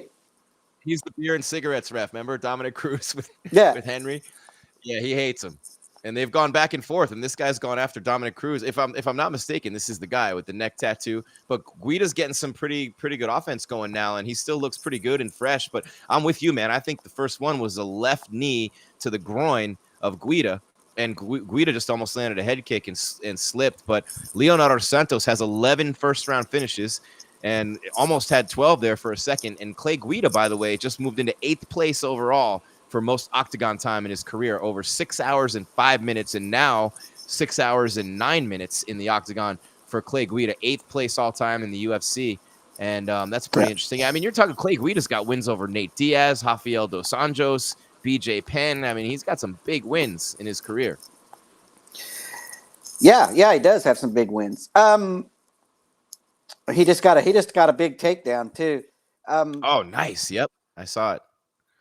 Yeah, I mean this fight was very close to being stopped. Very close to being stopped. And you got to wonder if Santos punched himself out, man. He threw 1,000 shots. He was, Yeah, he didn't give Guida any space. He kept him in that tack clinch and just kept kneeing him to the body and punching him to the body. I mean, that was crazy. Props to Guida for surviving that, because, like I said, I felt like it started with a low blow. Guida backed up, looked at the referee, and Santos just came in on him, and the referee didn't stop it. And so Guida was up against the cage. He just got hammered, repeat for like a minute and a half, hammered, And now he's hitting some pretty good elbows on Santos. And this is a great first round, man. We still have, I'm at 10 seconds. I think you're a little ahead of me, but Clay Guida in top position. Did he steal this round? I mean, did he steal this round with the takedown and this ground and pound? Very close round number one. Guida survives and then makes it really close. But the finish of the round, just because Santos, beat the shit out of him landed. But some judges will, it's just like college, right? I mean, you remember the last portion of the class and the first portion of the class. And so the middle of that round, the judges don't even remember. They just remember the beginning and the end. So you're right. You're right to bring that up. There might be a judge sitting there who felt like Guida won that. And plus, whenever you see somebody almost get finished, you kind of secretly root for them when they start coming back. Yeah, and Guida took a lot of punishment, man. 68 total strikes thrown by Santos. He landed 52 of them. That's a surreal percentage of strikes landing. 52 of 68 is crazy. That's crazy. Yeah, no, I mean he That's as high dominated as I've seen. the first half of that round. Jeff, 47 of 61 significant strikes landed for I mean, that is just Okay, here it is. that's Here like, it is. It is a that's like a kick. Major League Baseball hitter hitting 700. Let's see. Here's the replay. Oh, it was straight up Broadway. That was a nut shot. I couldn't Two tell nut even shots. in the replay. I couldn't Two of tell them. in the replay. But Guida reacted like it was a low blow. No, regardless. Only a Geico caveman survives those. Clay Guida. Had to throw that Geico commercial in there, Jeff. Yeah. Man, I mean, you can't fight if you get, even if it didn't land, and you get hit to that lower part of the abdomen, man, it's unprotected a lot. I mean, it's just a bad place. Your body doesn't react, and that's what happened to Guida. I think And look at Guida taking him down again. Yeah, there he goes. He took him down again, Jeff. Yeah. Santos is accepting of this position on the ground too. It's kind of weird, right? It's like you said, he punched himself out. And now he's accepting Guida's going to dominate me now. Or he's a 4th degree black belt in jiu-jitsu. That doesn't just stand balled up. Yeah, but I mean, just to be a 4th degree, think about that, a 4th degree black belt. I mean, geez. Well, he's it doesn't always translate to wins in the octagon. But there is a lot to be said for what I said. Now Guida's going for a submission on his back, but he threw so many punches and didn't get the stoppage. He's going out here. He's going to lose this fight right now. Yeah. He's done. He's done. Rear naked choke with only one hook in. Nice. Clay I thought for a minute he was going to go man. for a twister. I thought for a minute he was going to go for a twister, and I was about to lose my shit. But yeah, nice. I don't know what's more impressive, the win or surviving that onslaught with 2 nut shots in the first round that were uncalled by the ref. Yeah, I mean that was crazy. Like I said, even if they were legal, because I'll have to go back. My screen's small right now. I need to blow that up and look at it. Guida still came back after nearly being finished. I mean nearly being finished really, really close. Like the referee's on his toes getting ready to stop it. Like right there, like an ump ready to call 3rd strike, and he just doesn't do it. yeah, exactly. But he just choked out a 4th degree black belt. He just choked out a 4th degree black belt. That's that's unbelievable. And a guy who hit him with 47 out of 61 significant strikes in round 1. He gets the takedown late at the end of the round, and then he gets the tap out here. I think Santos was done. He had tapped him. He had punched himself out. Yeah. He was toast. Yeah. See, that's what I think happened is Santos he was so willing to give up that position. He didn't even fight to get up. He just stayed in that turtle position on the ground. And then Guida took his back, and he didn't show a hell of a lot of resistance. And I think that you're right. He probably gassed himself out in the first round and was just kind of hoping that he could get to his second win. And he did not get to his second win. Man, I'm stunned. The striking percentage in round 1, the fact that Peterson didn't stop the fight, and then Guida gets the late takedown, finishes out that round in top position, and then gets the early takedown, and he chokes out a 4th degree. You could not have predicted this fight in a million years. For him to absorb that kind of punishment, for the ref not to stop the fight, and then he chokes out a 4th degree black. I mean, this is a Clay Guida fight. That he's got a fight that's in the Hall of Fame, the Diego Sanchez fight. I told you he has wins over Dos Anjos and Diaz alone. Those 2 wins. BJ Penn, even though BJ wasn't BJ anymore, and it was a long time since BJ had been BJ. But when you're looking at Clay Guida, man, you're talking about a guy who made his UFC debut. Jeff, I mean, he was a Strikeforce champion, right? Wasn't he a Strikeforce champ, Clay Guida? Yeah. No, I think he was the lightweight champ, and didn't he beat Josh Thompson or somebody like that and win the Strikeforce? I don't know. And he lost it to Gilbert Melendez, I think. If I'm not wrong, I think he was the Strikeforce lightweight champ, and he beat go way back. Josh Thompson, Punk, and lost to Gilbert Melendez. But he was in WEC. Then I mean, he fought Dean Thomas for God's sake, and Mac Danzig, but he beat Nate Diaz, and he beat Dos Anjos, and he beat Anthony Pettis, and he beat who else? He lost to Chad Mendez, but he's got a lot of big wins in his career, man. And he beat Michael Johnson when no one thought he was going to beat him. I mean, man, I wish I could. Oh, where's my closed captioning? I gotta hear this, or at least see what DC's asking him here. This ought to Oh, be a that was funny back interview. in, yeah, you're talking 2006. Yeah, hell, I didn't even remember that he fought those 2 fights in Strikeforce. I did not even remember. I was like, man, he came from King of the Cage and went to the WEC. And then I look at his record, and yep, 2006. 2006 was a crazy year for us, though. And that's probably why I don't remember that period. you know, but Guida just told DC, wrestling, baby. Wrestling saved my life. And maybe he meant saved his life in the first round. yeah, it did. But- I mean, he kept going for the takedown, and sticking hammer fist to the side of the dome, but he survived it. Yeah, he survived it. Yeah, I totally forgot about the Strikeforce days. Like I said, that 2006 summer is a blur. It's a blur. So I totally blocked that out of my memory that Guida Man, ever that's even 15 fought in years Strikeforce. ago. He had 2. Well, Ryan That's- Bennett had just died, and so Oh, yeah. I just checked out on that whole. Yeah. Because that's Yeah, all right I there, forgot and so that's I when didn't. that happened. Yeah. Yeah, and so those That's are just right. 2 fights I don't remember. I had checked out of the world for a minute there.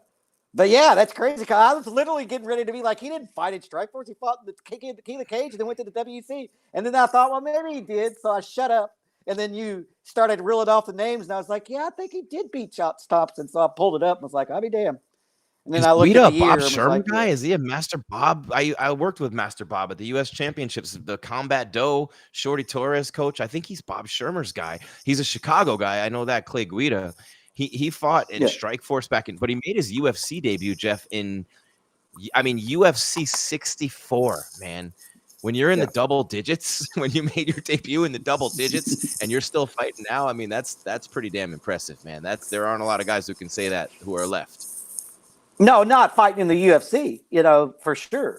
You can't say that. I mean, there's people that are still fighting, Vitor. I think Tito fought at UFC 17, and he's out there. But those guys shouldn't be out there. No, they shouldn't no. be. But Guida is still picking up wins. He's still picking When did up wins. Aldo make his debut? At WEC 2008. Aldo, but he was 23 years old. He made his UFC debut in 2011 against Mark Hominick at UFC 129. So that's double from Guida. Guida's UFC 64. You want to know the other fights on the? I love this. This is amazing, Jeff. You love this stuff too. The other fights on the UFC 64 card. I have to look this up now because this is one of the most fascinating things about doing this job. Clay Guida, UFC 60 freaking 4, submitted Justin James. Okay. Oh, okay. I got this. Was Anderson Silva, Rich Franklin. When Anderson Silva won the belt. Oh, that's when Guida made his debut. Silva won the belt. I was from Rich at Franklin. that fight, I think. No, maybe I wasn't. I was at the rematch. Sean Shirk beat See, Kenny Florian. Yeah, see, I remember this. This is about the time of year where I got my shit back together, and yeah. John Fitch, Czech Congo, Shirk and Florian, Silva and Franklin. Caleb Starnes. Look at Caleb Starnes and Yushin Okami fighting on the preliminary card. Typical Kenny Florian fight of the night, right? Kenny Florian, Sean Shirk, yeah, the wrestler Shirk just kept, yeah. What an unbelievable. So that's I love this. Is that their first fight? That's Anderson. He's a big Grateful Dead fan fight, too. Correct. Yes. He is a. He's a. Clay Guida and I used to get a picture together every time I would cover a WC or UFC because we are the long-haired people, right? Long-haired people who are Dead fans. And we like the Dead, yeah. He attended the GD 50 Grateful Dead reunion shows. So did I. Soldier Field, Chicago. All 3 of them. I'm not going to ask what else you and Clay Guida did together back. No, I was not with Clay. I was not with Clay at those shows in Chicago, and I regret that. I should have called him up and said, "Let's get together," because I was there for all 3 of those nights, and that was definitely a good time for sure. Man, anybody from Chicago is all right with me. That's a city full of cool people. I have yet to meet a Chicagoan who I don't like. The only thing I dislike about Chicago is stepping between the buildings about this time of year. Holy shit. When that wind hits you off the lake and you're like, oh my God. No. I like the people in Chicago. Chicago's New York with a hell of a lot less assholes. The or food, and in it's my cleaner. experience. I like Chicago. I Yeah. like the people. Yeah. My buddy Ray Now, Flores, Shorty Torres, yeah, Guida. I know a lot of people from Chicago yeah, now. yeah. I know a lot of I people in think Chicago too. I mean, I I think actually like New York City more than Chicago. Like if I'm going to go to one of them, me I'm going to too. go to New York. But Me too. Chicago is grade A. It's nice. It's nice. I like Chicago. Always something to do. And the beautiful women of Chicago eat a lot of meat, and their plates are huge, and they're still like 110 pounds and gorgeous, and they're just sucking down all this meat, as opposed to me being in Scottsdale, Arizona, or California or Miami before that, and they're just barely touching their lemon wedges and their salad. The Chicago girls, somehow that meat doesn't find its way to their bones, but that's a city of good eating, man. They put meat on top of more meat, a little bit of onions, a little bit of cheese, more meat. I mean, everything's just stacked with extra meat. That's my kind of city. Yeah. It's just cultural. It's just cultural. Like they walk, you're New York, Boston, Chicago, you're walking all over the place. Philly, every day. We're out there. Mhm. It's too damn hot to get out and walk in the summer. And here we're all just friggin' lazy, right?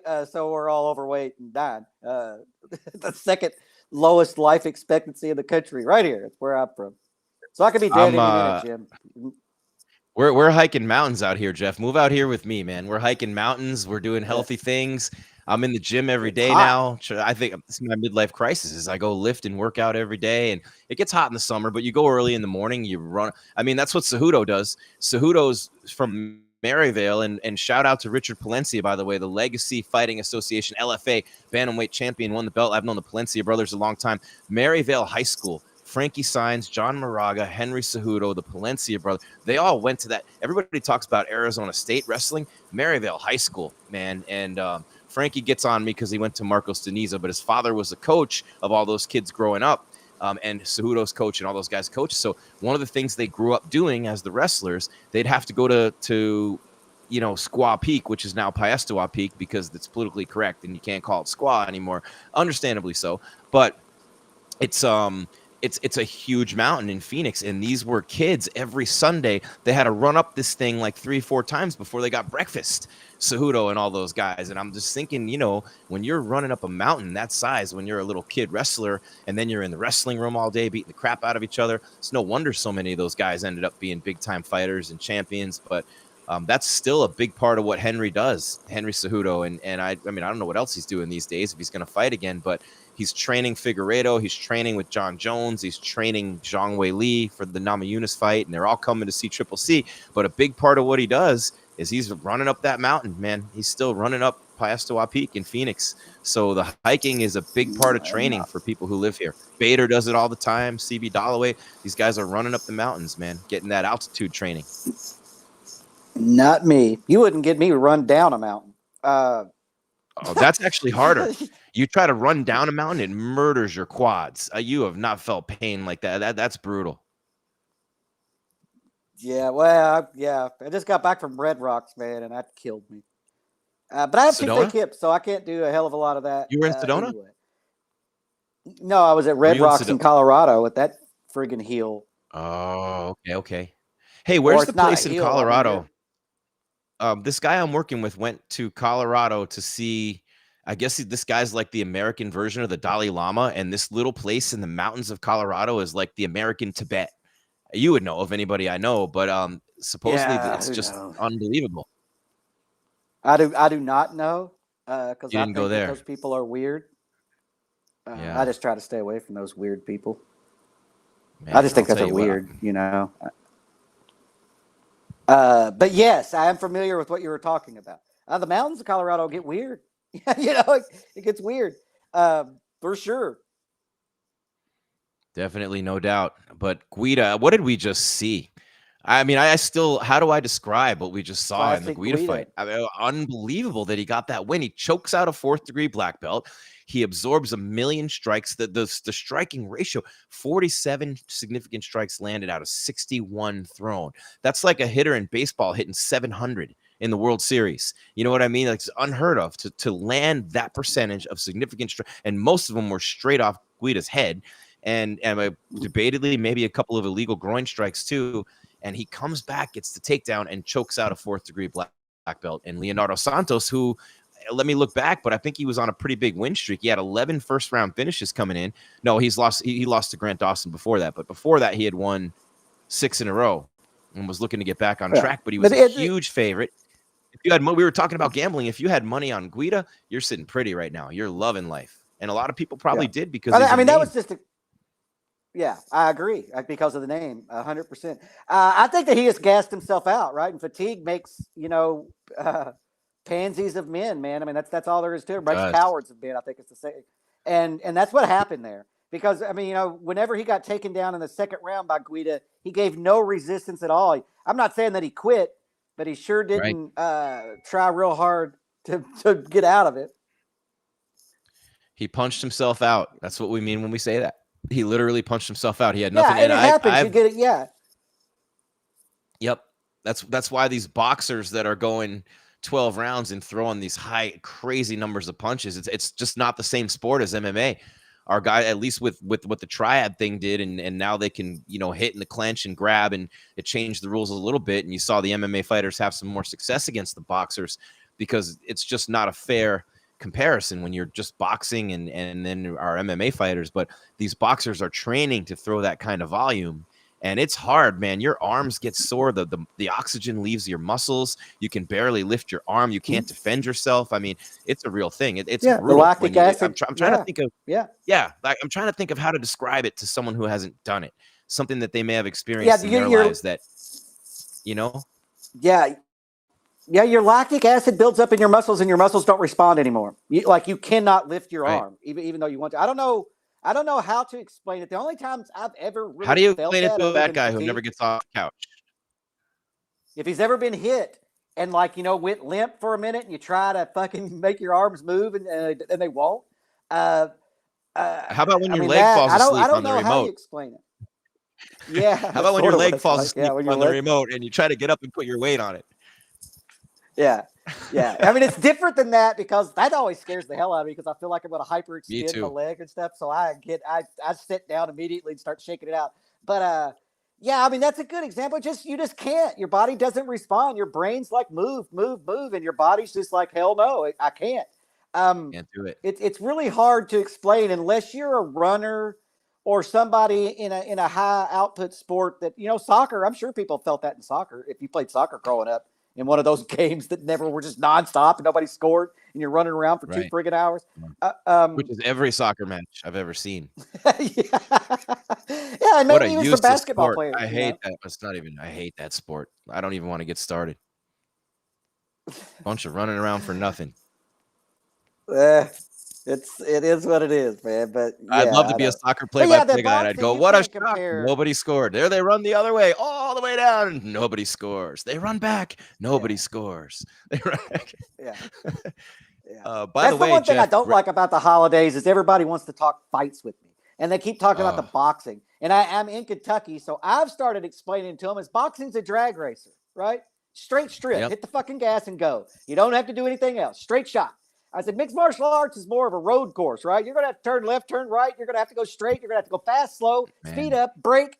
And I said, it's totally different. And because we're rednecks, they seem to understand the racing analogy, I'm like, and now boxing, I don't want to disrespect boxing and like drag racing. Like you just, hit the gas and go straight. Drag racing is a little more complicated than that as well, by the way. But it's just not the same. It's just not the same. You have to worry about so much more in mixed martial arts, so you train so much more. But what that also means is you never become the expert in one of those disciplines. Everybody becomes an expert in a discipline as they're growing up, right? I mean, you got a jiu-jitsu background or a kickboxing background or a karate background. And then as you get older, you start trying to fill in the holes and become this complete fighter. Well, boxers never have to change speed. When you have to blend them all together and yeah, they just get to keep doing boxing their whole life, and man, you get good at it. Little subtle things, and you know that, Jim. You're working on your striking now. I mean, an inch of head movement, man, will save your life. And just jabbing. People keep their hands out here. I mean, if you got your hands in good deep, I mean, all those things takes a lot of freaking time to develop, and so I don't think it's fair. To try we have another fighter coming to the podium here. I don't see. Yes, we do. And we also have another mullet, by the way, with Jimmy Crute, but we'll talk about that in a minute. We have we at do. the podium now Chris Curtis, TKO over Brendan Allen, 1 minute, 58 seconds of round number 2. He's at the UFC Apex, ready to talk to the media right here on MMA Weekly, exclusively from Las Vegas. Uh-oh, no volume. And I don't know if I might have to send a text After on the it. fight, I mean, as it was There he is. unfolding, was go. it happening the way that you thought it would? It's everything we thought would happen, kind of happened. We knew how he would come out. We knew he would try to jab, circle, throw the kick. He actually stood in the pocket a little bit more than I expected him to, which is nice. We knew he would try to wrestle, and it was fine. Like, it's the kind of, we knew he would drop for an ankle lock or something weird, just 'cause he does weird shit. So it's fine. Everything played out exactly the way we thought it would. We didn't get kneed in the head. We worked the body. That combination at the end was something we worked at nauseum. I've worked, God, like every day for 4 weeks with 4 coaches. So, like, it's just, at that point, it's muscle memory. So yeah, everything that was supposed to happen kind of happened. Nice. So the body work, I guess, the investment, I mean, that was the game plan coming in? Yeah, he's not the tallest guy I fought. Doesn't have the longest reach, but he likes to fight off his back foot, circle. He'll come in, lean back. So having Puna already fought him, Sean already fought him, we kind of knew, like, his style. He's still evolving, he's getting better, but everybody kind of has a base style. Be hard to touch his head, but it's pretty easy for me to find people's bodies. So we're just like, you know what? Let's just go to the well, do what we're good at, and break his body down. And after you won, you said, hey, don't call me journeyman. I mean, is that a chip that you've had on your shoulder? That's a really bad chip. I am really sick of people calling me a journeyman. Like, it is very disrespectful. I'm just like, I hate everyone that says it. And I'm sure me saying this is going to make people say it more because people are assholes. But, yeah, I take it personally. And they're like, oh, yeah, he's a journeyman. I'm like, well, fuck you then. And then it happens a lot, makes me angry. And I'm a guy that follows the polls and all the betting stuff. They're like, Chris Curtis has no chance. I would bet my mother's and my grandmother's soul on it. I'm like, wow, you feel that strongly that I suck that much. So it's just nice to shut people up again. Everyone said Phil Hawes was a mistake. It can't happen twice. Curtis sucks, blah, blah, blah. He's basic. So I knocked out another guy, prospect. And I promise you, people are going to be like, oh, he got lucky, or Brendan Allen had pneumonia 6 years ago and it cropped back up. So I'll be discredited again, but it's fine. Well, I was going to ask you, that's the thing, like, at this point, do you want, like, people to give you the respect that's due, or do you kind of like the fact that, hey, maybe I can just keep flying under the radar and people just keep counting me out and I'll just keep proving them wrong? I want to be respected and feared, but apparently it's just not in the cards for me. I don't have the personality, or, like, I'm not like 37-0. So at this point, I'm just going to have to keep being the guy. Everybody's like, oh, he sucks. And I beat him up, and then they'll find a reason why that he lost. And it's fine. I don't care. I get both of my checks and hopefully $50K. So at this point, screw you guys. You can either ride with me or not. I got the people around me who are riding with me. So the rest of you guys, I love all my fans out there. They're been so much support. You guys are great. Everybody else can go screw yourself. You talk about this ride that you're on. I mean, it's crazy, right? It's not that long ago you retired twice in a night, and now you're on top of the world, man. Did something change in that moment? Was there, what changed between then and coming back? Is it something that clicked, or what do you think it is? Just a lot of stuff in my personal life, man. Like, can I say PFL in this interview? Okay, yeah, like, I know the rules on that. But no, like, during PFL, man, it was my first, I just moved to Vegas, a new camp, everything was new. And a lot of weird stuff going on in my personal life, and it wasn't a great time for me, like, as a person. Like, not even a fighter, but as a person. And that makes a difference, man. Like, if you're not in a great place, then you're not going to perform.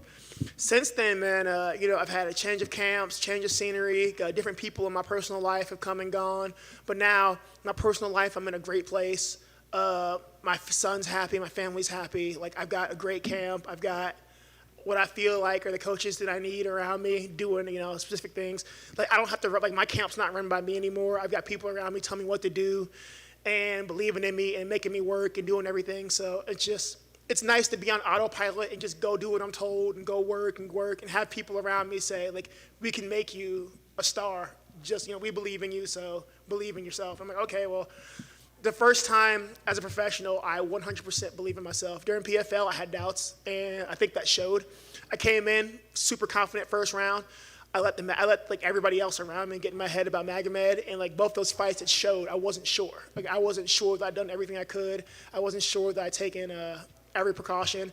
But now there's no doubt in my head that I can be one of the best people. I know I'm one of the best people in the world. That's awesome, man. The last thing for me, I guess, I say you'll fight next week if they'll let you. But I mean, what do you want to take any time off after a year like this? I mean, what is the plan? Are there names that you want now? Are you looking at rankings now? I just changed tax brackets twice in 4 weeks, 6 weeks. So I am down to fight again next week. Like, I don't care. Like I said, I'm 34, man. I'm getting a lot of grays right now. So I am just trying to stack up as much money as I can, as quick as possible, and just have fun, man. Like, I love fighting. Fighting's my job. There's a lot of people in this sport who like to compete, a lot of people who like to win, but very few people in this sport, I promise you, enjoy the act of fighting. I genuinely enjoy the act of violence. I enjoy fighting other people. I'm not like Sean, who's a bully and would like beat an unconscious man. Like, no, like with Brendan, yeah, he would. That's why he's laughing. Like with Brendan, like he came out, he was full of himself, he was feeling it, and I was feeling it, and it just makes me fight harder because I'm like, I got a guy in front of me who's ready to go, he wants to fight, so I'm like, let's go. I don't want to beat a guy who I'm supposed to beat and doesn't like have any fight in him. He wanted to fight, it makes me a better fighter. I love fucking fighting, so let's get paid and fight. You said about you guys both coming out there ready to go. Were you guys talking to each other at the beginning of that fight? Oh, yeah, it's so unlike Mr. Strickland, I get along with Brendan now. I think he's a nice guy. He's a funny dude. So the entire first round, I think we're talking to each other. Like, we're going, like, I landed a punch, and I'm like, oh, that hurt. He's like, oh, it didn't hurt. I'm like, oh, it did hurt. He kicked me, and I'm like, that didn't land. He's arguing if it landed. He, like, knee stomped me. I looked at him, I'm like, come on, bro. He apologized, like, yeah, it was a dick move. Like, it's, like I said, man, I'm not one of those guys who's in there, like, tensed up, like, freaking out. This is the most fun I get to have in my adult life. Is I get to go in there, fight somebody in a steel cage in front of people. And I think for a little bit, Brendan was feeling it too. Like, this is like, I'm not going to sit here and be like, oh, I got to put my mean face on. Like, for what? We're fighting. I don't need to give you a mean face. I'm not going to intimidate you anymore. Let's just go fucking go. And we were having a blast. So, why not? Why not talk? Why not, egg each other on? Was there a moment where you could both hear Michael Bisping maybe helping him out of a bit of grappling? No, so it's funny. He's on my back and I'm getting up. And I'm like, you know what? And like, as I'm standing, I'm like thinking to myself, so how he is now, I couldn't really tell like how much he was behind me. So I'm like, do I address the hands or the hook first? And Michael Bisping's like, you should probably go for the baseball grip. I'm like, thanks, Mike Bisping. And I went to the baseball grip. Like, yeah. So, because I was wondering myself, I was like, okay, I'm not in danger, but I have to address one of these first. And I was trying to decide, like mentally, like, where do I go? And Mike Bisping's like, yeah, I'm not really coaching him, but you should go for the baseball grip. I'm like, I'm not going to argue with Mike Bisping, so thank you, Mike Bisping. Congratulations. Thank you. Congrats on the win. Action man, not journeyman. Thank you. I love this guy. Walk us through that finish. That body shot was fantastic, and it set everything up. How did you see that opening? How did you catch that read? Hilariously, the entire game plan for this fight was off of his kicks, off of his punch, everything. Meat hook to the body, go to the head. Meat hook to the body, go to the head. He throws anything, cross to the body, go to the head. He steps in, hook to the body, hook to the head. Sean and Puna both said he's a good striker, but he's not particularly like super powerful. And in this fight, everybody gives me shit for the Phil Hawes fight about like, oh, he was beating you up. I got hit twice clean from punches, first of all, so screw you guys out there. But second, it's a different fight, man. I was coming in on short notice against a guy, one of the bigger guys in the division. Like Phil's a 215 on fight day, so I can't go heads up with Phil Hawes. Like I'm a natural welterweight, well I was at least, I'm not going back now. But I can't go heads up with a guy like that. Brendan, being not quite the athlete, but better fighter, it let me, okay, sit down, go in the pocket, move around. And we knew that it would be hard to touch his head. He's elusive, he likes to play back, he's tall. We have the same reach, and I can touch anybody's body. And I promise you, if I touch your body, I'm going to break you down at some point. So the entire game plan across 4 coaches was hit him in the body, hit him in the head, hit him in the body, hit him in the head. Every time you move, hit him in the body, hit him in the head. Step off line, hit him in the body, hit him in the head. And I played that on repeat until the fight was over. Congrats, it looked great. And, you already come in with that energy. You're good to go. You don't need any motivation. But how is the vibe when teammates are winning and everything's just looking great? Does that put an extra? I love it, man. Like, you guys don't understand like how proud I am of everybody from Extreme Couture that fought tonight. And like just this weekend, we have guys fighting Friday, Saturday. like I think Sunday actually too.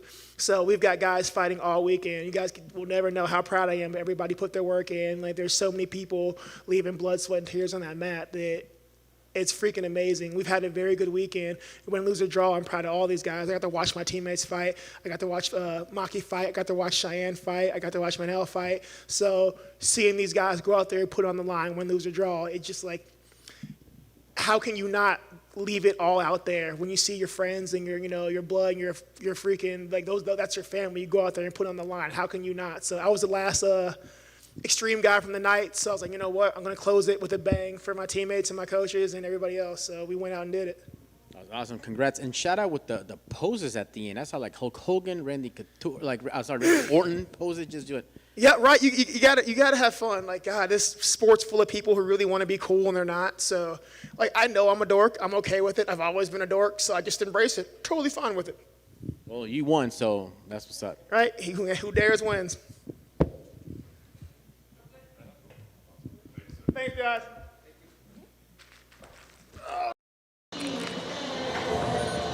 Every time you find somebody, you're judging them off. But even for a junior, it's always visually. This fight's different because I'm judging this guy off of physical rotation. Like, I trained with Brad for a few years at Tiger, so I know what I'm in for. And that's why I've sort of pushed harder this time, because I know the consequences of the start.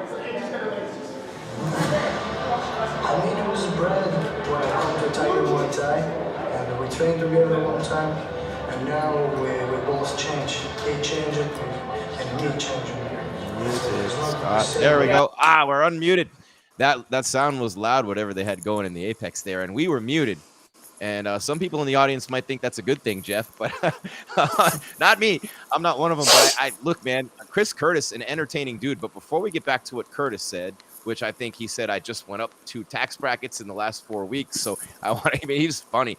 I know I'm a dork and I'm going to keep being a dork. People are assholes, so they're still going to keep calling me a journeyman. I mean, he just had a bunch of one-liners in there.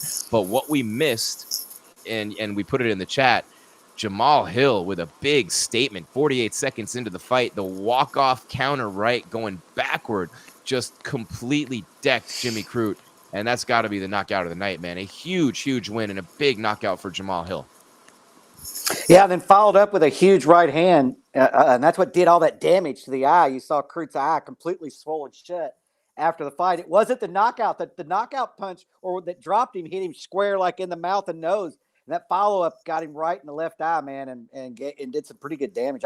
I'll be surprised if he didn't have some kind of orbital issue. But yeah, devastating knockout, man. Devastating knockout. Unbelievable. And Jamal Hill, who was at 14, Crute was at 13. I mean, you got Ryan Spann, you got Paul Craig, and you got Johnny Walker. And in those spots right ahead of Jamal Hill, you got to think usually with a win like that, you're going to go up 3-4 spots. Yeah, I don't know. I have to look at what everybody has done in front of him. But yeah, he's going to move up. I mean, that's what I was saying. He's going to be 11, I would think, or somewhere in there. And his next opponent's going to be a top 10 guy. And then he's going to be moving up 2 tax brackets, man. But yeah, Curtis was funny.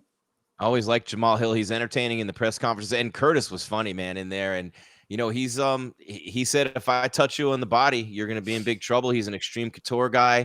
Had a bunch of people on this card tonight, and they put the work in there, man. I have nothing but respect for anybody who comes out of Extreme Couture, and why wouldn't you, right? I mean, it's crazy when you think too that Extreme Couture and Syndicate are literally right next to each other in Vegas. I mean, around the block, literally from one another, and the talent that they have in those 2 gyms. And I was sitting with a bunch of the Syndicate guys in Dallas last week. Frank Mir is one of the owners, and Frank did not look good at all against Pulev. But for God's sake, Pulev's last fight was against Anthony Joshua, and you get Frank Mir in his 40s thrown in there when Vitor backs off the fight. That wasn't really a fight that Frank had the best chance in. And I guess now they're talking about Pulev fighting Junior Dos Santos, which would be badass because JDS is a pretty good boxer. But Jeff, that line opened for Jamal Hill at plus 185 and minus 220 for Crute. Got a little bit more, close, a little bit closer as the week went on, and it was at plus 160 going in.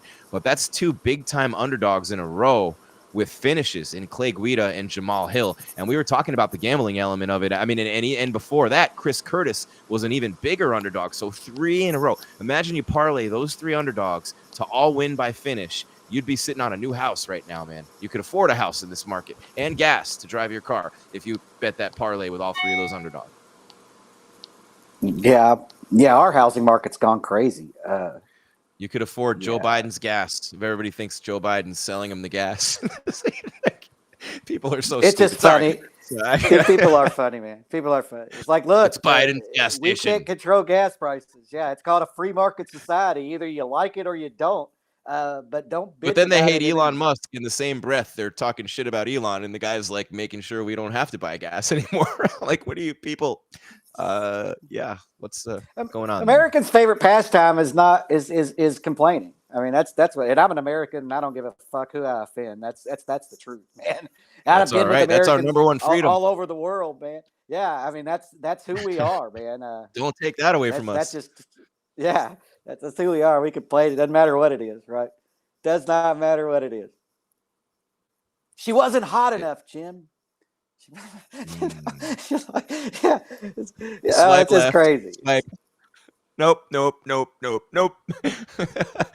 Oh, it's funny, but interestingly enough, man, I think that was pretty. But this is what we love this sport so much. I mean, look, you put the odds makers on even NFL games.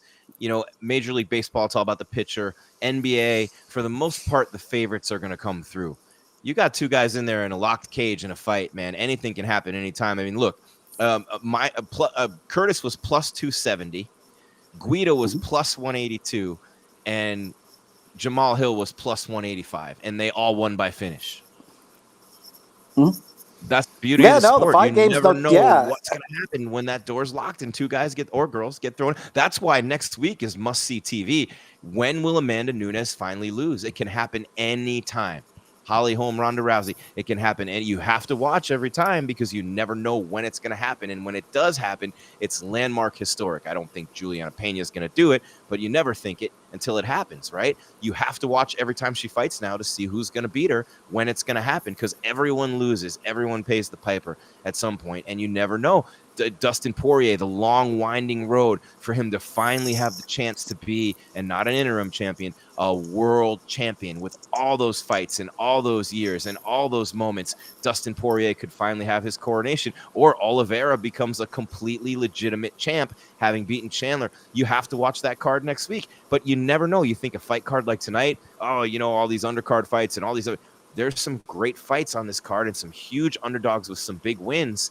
And to me, that's the best thing about this sport, because someday Chris Curtis might be on a 5-fight win streak and he might get a top 10 opponent. Jamal Hill might become a top 10 guy and be fighting one fight away from a title shot. And you're going to look back at this fight as a big springboard. And you see that stuff happen all the time. Well, especially whenever we're talking about those types or that position in the rankings, right?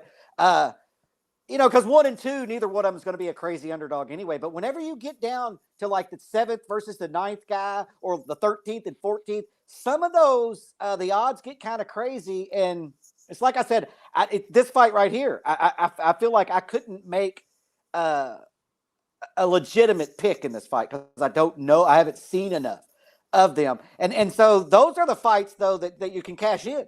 Those are the ones that the odds makers, if I can't give you an educated guess, and Jim can't give you an educated guess, I don't give a damn who the odds maker is. He can't either, right? And so they're just throwing out odds for this and trying to make it kind of even, but then the money comes in, right? Because some fighters bring 2,000 people out here to see the fights, especially when they're in a big arena, and then the money all of a sudden just, boom, goes on somebody. The line completely changes, and that's when you got to get in. That's when you got to do it.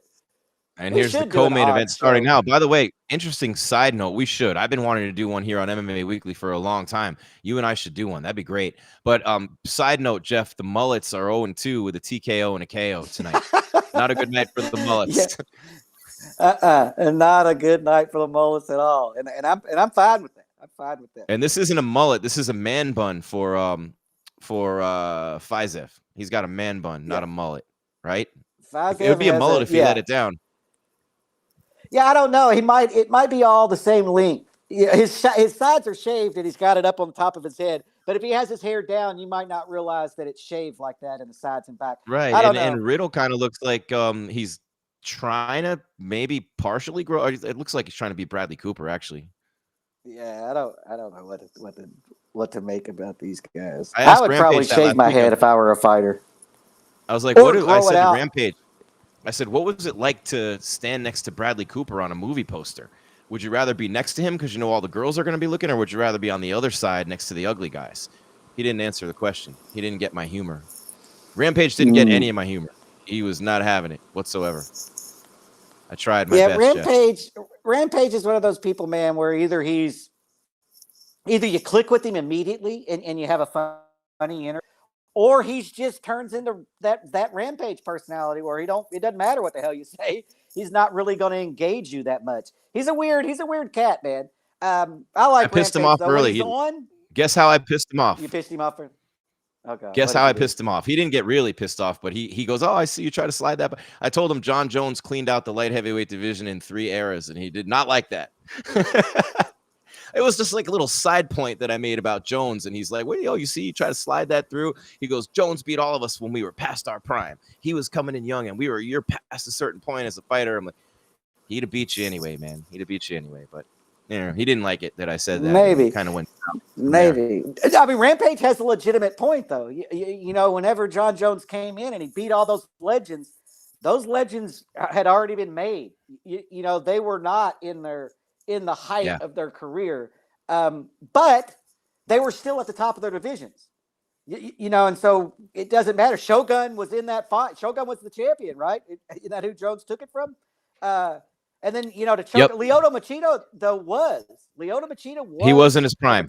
At the top of he was killing everybody. Yeah, so, yeah, so I don't know that I agree with Rampage, but I understand his sentiment. You know, I totally understand that because I think that you see that all the time in all sports, right? You got that young guy who comes in, beats the shit out. It's a timing deal.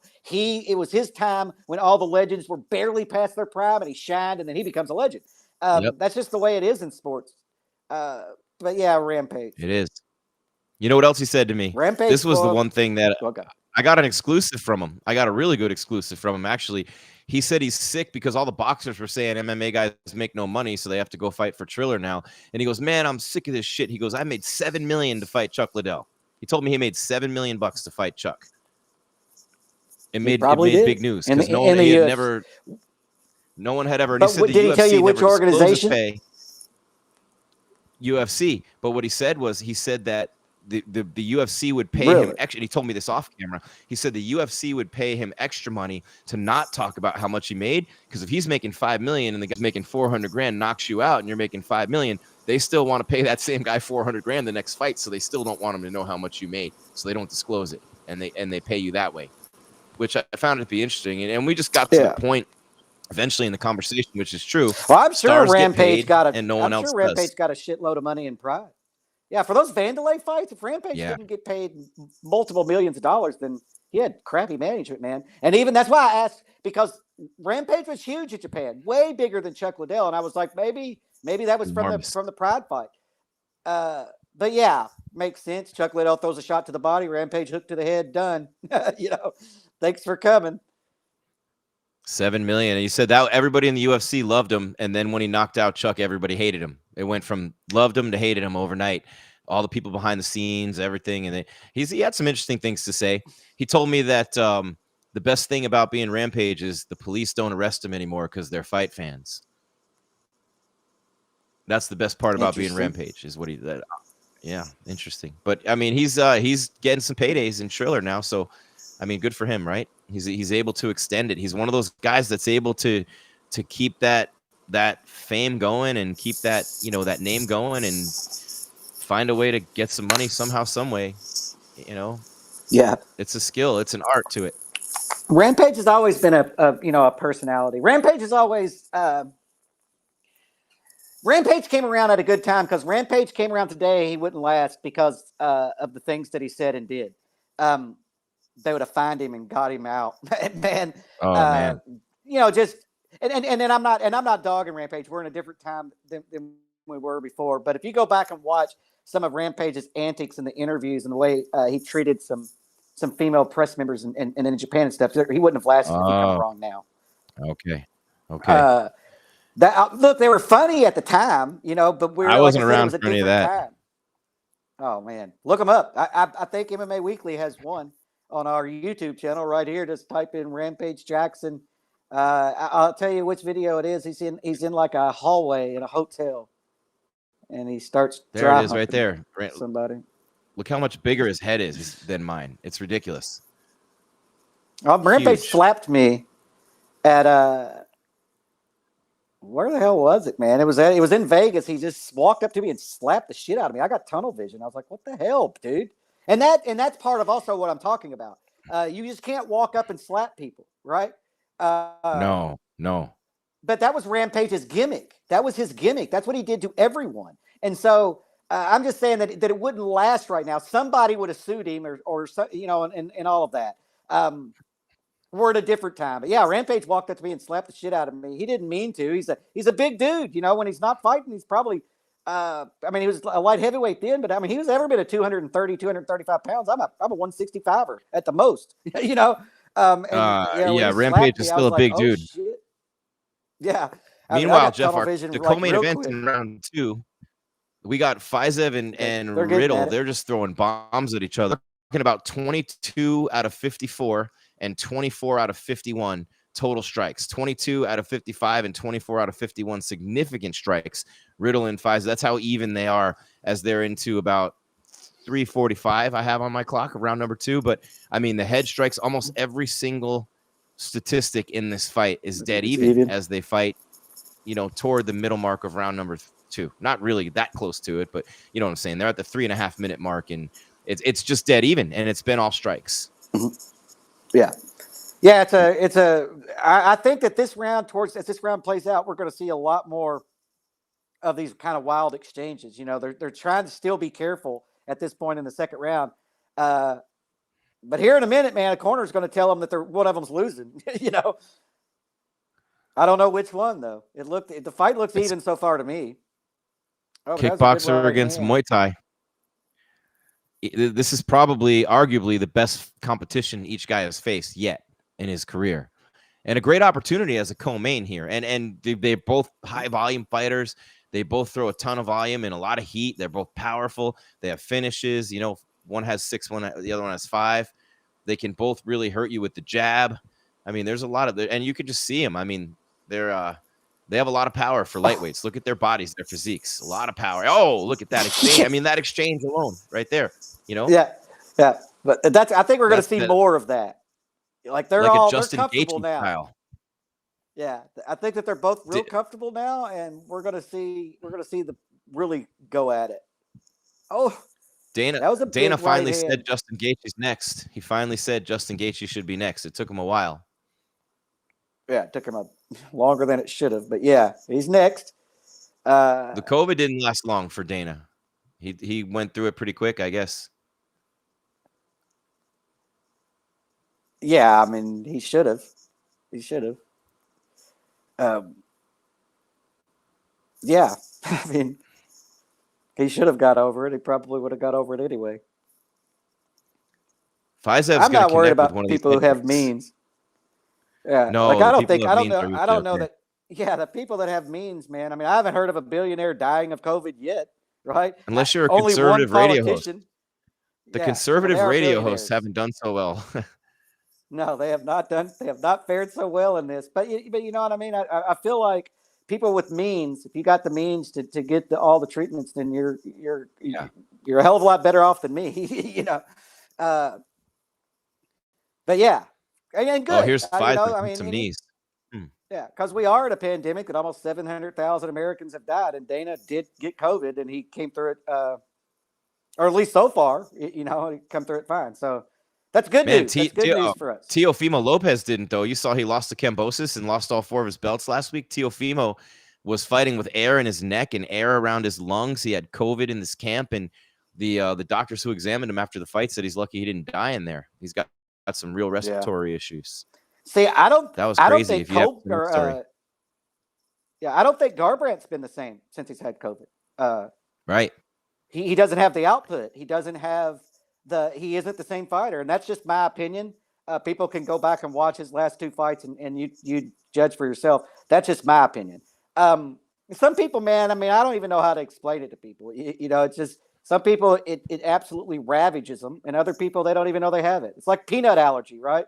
Right. What might kill me, you can just eat it. I can't get within 100 yards of it, or I'm not allergic to peanuts, but I have friends that are, and it's serious, right? I mean, if they can get around peanuts, we're in a medical emergency. Um, Man, but yeah, props to Dana for 2 coming rounds through it in, and it's and everything. I mean, coming through it. It's still just as close, Jeff. 2 rounds in. I mean, you're talking about a difference of 2 or 3 strikes between these guys right now after 10 minutes of fighting. It's dead even, and it's high-level striking, elite striking. Each guy's sticking to his game plan, but it's an entertaining fight. They're throwing back and forth. They're connecting. Neither guy's really getting hurt, but man, it's high-level striking, and it's so close. It's literally just it's anybody's fight. I don't know how I would score either one of those rounds.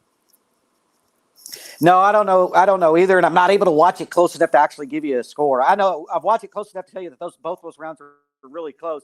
One of them is cut. Which one of them is cut?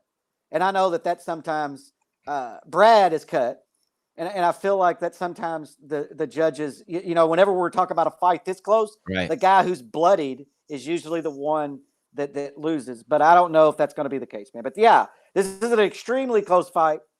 We'll see if they just come out here and go. And I always hate that with the blood because it could be like Nate Diaz, where he has the scar tissue that just automatically opens up in the first round every fight, Exactly. So, but yes. yeah, No, Brad Riddle's got a cut above his left eye. Yeah. Blood doesn't on his bother eyebrow. me. Like I don't factor that into a fight at all. Because I've seen. And Faizav has like you one said, below his eye. Yeah. Sorry, Jeff. No, you It can't all go by happened blood. towards the end of that round. It all happened towards the end of that round too. Someone's getting a walk off here. But I mean, you see some of these hooks that are landing for each guy. I mean, these are not soft shots. They're landing clean. There's just 2 really tough dudes with chins, Yeah. In an excellent condition. But Faizev's going to hit one of these kicks, stuff. man. Mark my words. One of these front kicks is going to get through for Faizev. I feel like. Oh, Riddle got a takedown. There's a game changer. Yeah. Now he's got his back. He did a good job of timing that. Yeah, he timed it whenever he was throwing a punch and to change levels. That was beautiful. Are we going to go to the podium here? Who do we have? Do we have Jamal Hill coming? Oh, no, Clay Guida. That's right. Here comes Clay Guida. He's got the American flag. What a win for Guida. Submits Leonardo Santos at 121 of round 2 after being hit with 37 out of 41 strikes landed, significant strikes in round 1. He survives that, submits a 4th-degree black belt on the ground in round number 2. Here's the legend, Clay Guida, with the American flag like Hacksaw Jim Duggan, looking like he got beat up, and he did. He's at the podium now at the Apex in Vegas right here on MMA Weekly. Let's throw it there now while he just dresses that table. Yeah, looks good. He's getting this American flag all straightened up. Put a water bottle on it, Clay. Good job, Clay. There we go. Over 6 hours and 10 minutes of octagon time for this dude. Another win for Clay Guida. Here he is.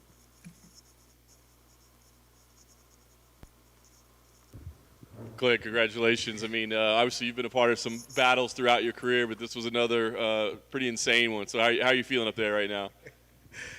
I feel much better, man, once I was able to get my win back. And, man, he got me right in the gut with his big old Brazilian foot. It was funny. It was brutal. It was painful. A lot of emotions going on, but my coaches talked me through it. Big J talked me through it. They said, keep your eyes on him, stay focused, face him, and keep your freaking hands up, man. And I took some shots like we have in the past, and we just kept on coming like we always do. That's all we know. I mean, we think of you with this never quit attitude, right? And this just the desire. But I mean, are you that hurt at the time where it's just like even for you it was difficult to keep going? Oh, I was literally laughing. I'm like, this is not how this year is supposed to end. Not in front of the first crowd of, whoa, that knockout was gnarly. Yeah, not in front of the crowd that we've had. I've been able to fight in front of for the first time since 2019. Not in front of my parents, coaches. You know what I mean? The national television on ESPN. Like, come on, Clay, get your crap together. And we stayed calm in there. And we, like I said, listened to my coaches. I could hear everything clear as a bell. And they said he's breaking. He's tired. He blew it already. And just stay on him. And that's what we did. I had to. Weather the storm. There's no such thing as quit. I don't know the definition of that. We don't know the definition of get tired or stop. And it's all due to wrestling. Do you know the? I mean, obviously we could see that he was fading for sure. I mean, he wore himself out. But do you remember the moment you were like, yeah, he's done? Second round. Yeah, beginning of the second. We just started coming at him and swinging ugly overhands. And I don't really know if any of them landed. The coach says I landed a few, but I remember seeing one right hand land, but he was backing up. And once we took his back, and I kind of mat returned him, kind of lazy mat return, and he just didn't really move, didn't wiggle, didn't do anything. I'm like, all right, we got this. I think I threw a leg in. I got yelled at by Big J. They're like, don't flatten him out. Don't pull him on top of you. I did exactly the opposite. I pulled him on top of me, but I just felt the wind go out of his sails, and we were able to sink in that rear naked choke, man. Obviously, every win is important, man. But I mean, submitting not only a black belt, a world champion black belt. I mean, where does this one rank in terms of your career victories? Oh, man, I tell you what. If they were fans, they would be right up there with our UFC debut back in 2006 against Justin James, who was a very crafty jiu-jitsu guy, and we won via rear naked choke, and we got submission of the night. We got the cool tap-out glass trophy that they gave us, So definitely an awesome victory. Leonardo Santos he's a crafty vet. He's got a pretty stellar record, and you know what? It was one of those fights I didn't know a whole lot about the guy. Honestly, I just heard that he won the Tough Brazil show years ago. Not super active, but he had some wins against some really good guys. When I saw he beat Kevin Lee, I was like, okay, this is gonna be, we know we're in for it. And then we were watching him, and he's good. He's good at things that I'm not real good at, controlling the range. And he was taller and bigger, and you saw, he kicked me right in the gut. But I think it was just a battle of who's going to give in. We never give in. We never give up. We just move forward.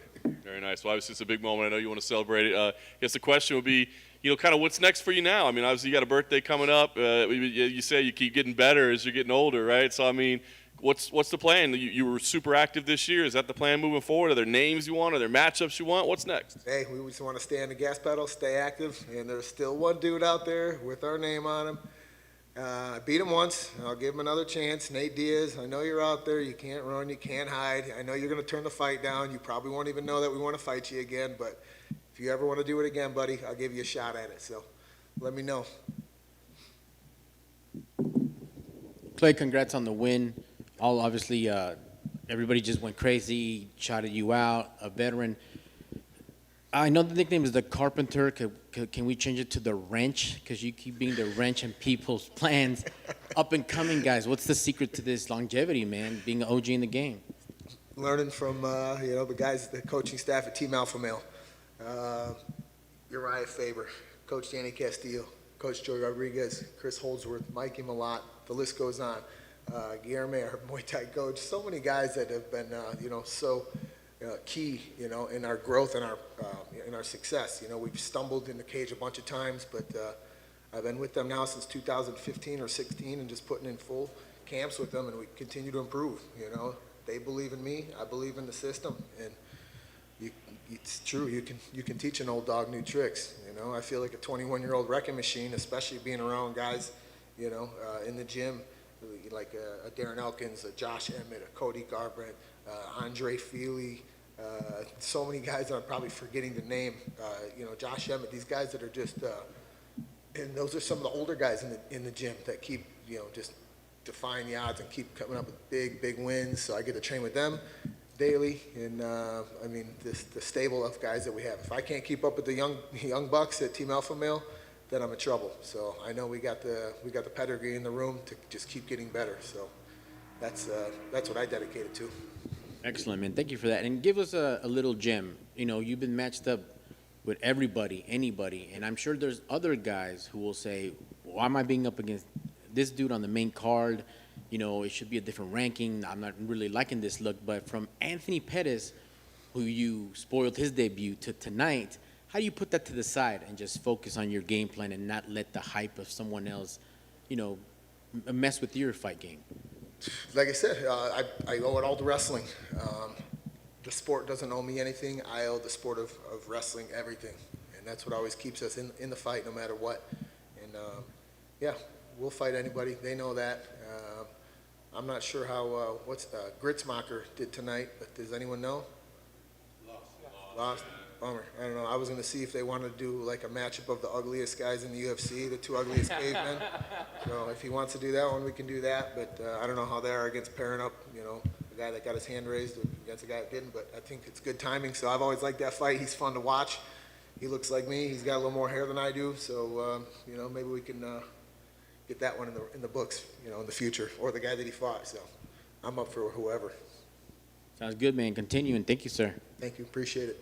Hey, Clay, at the end, you're telling the camera guy, pan over to my parents, my brother. You're holding a ring.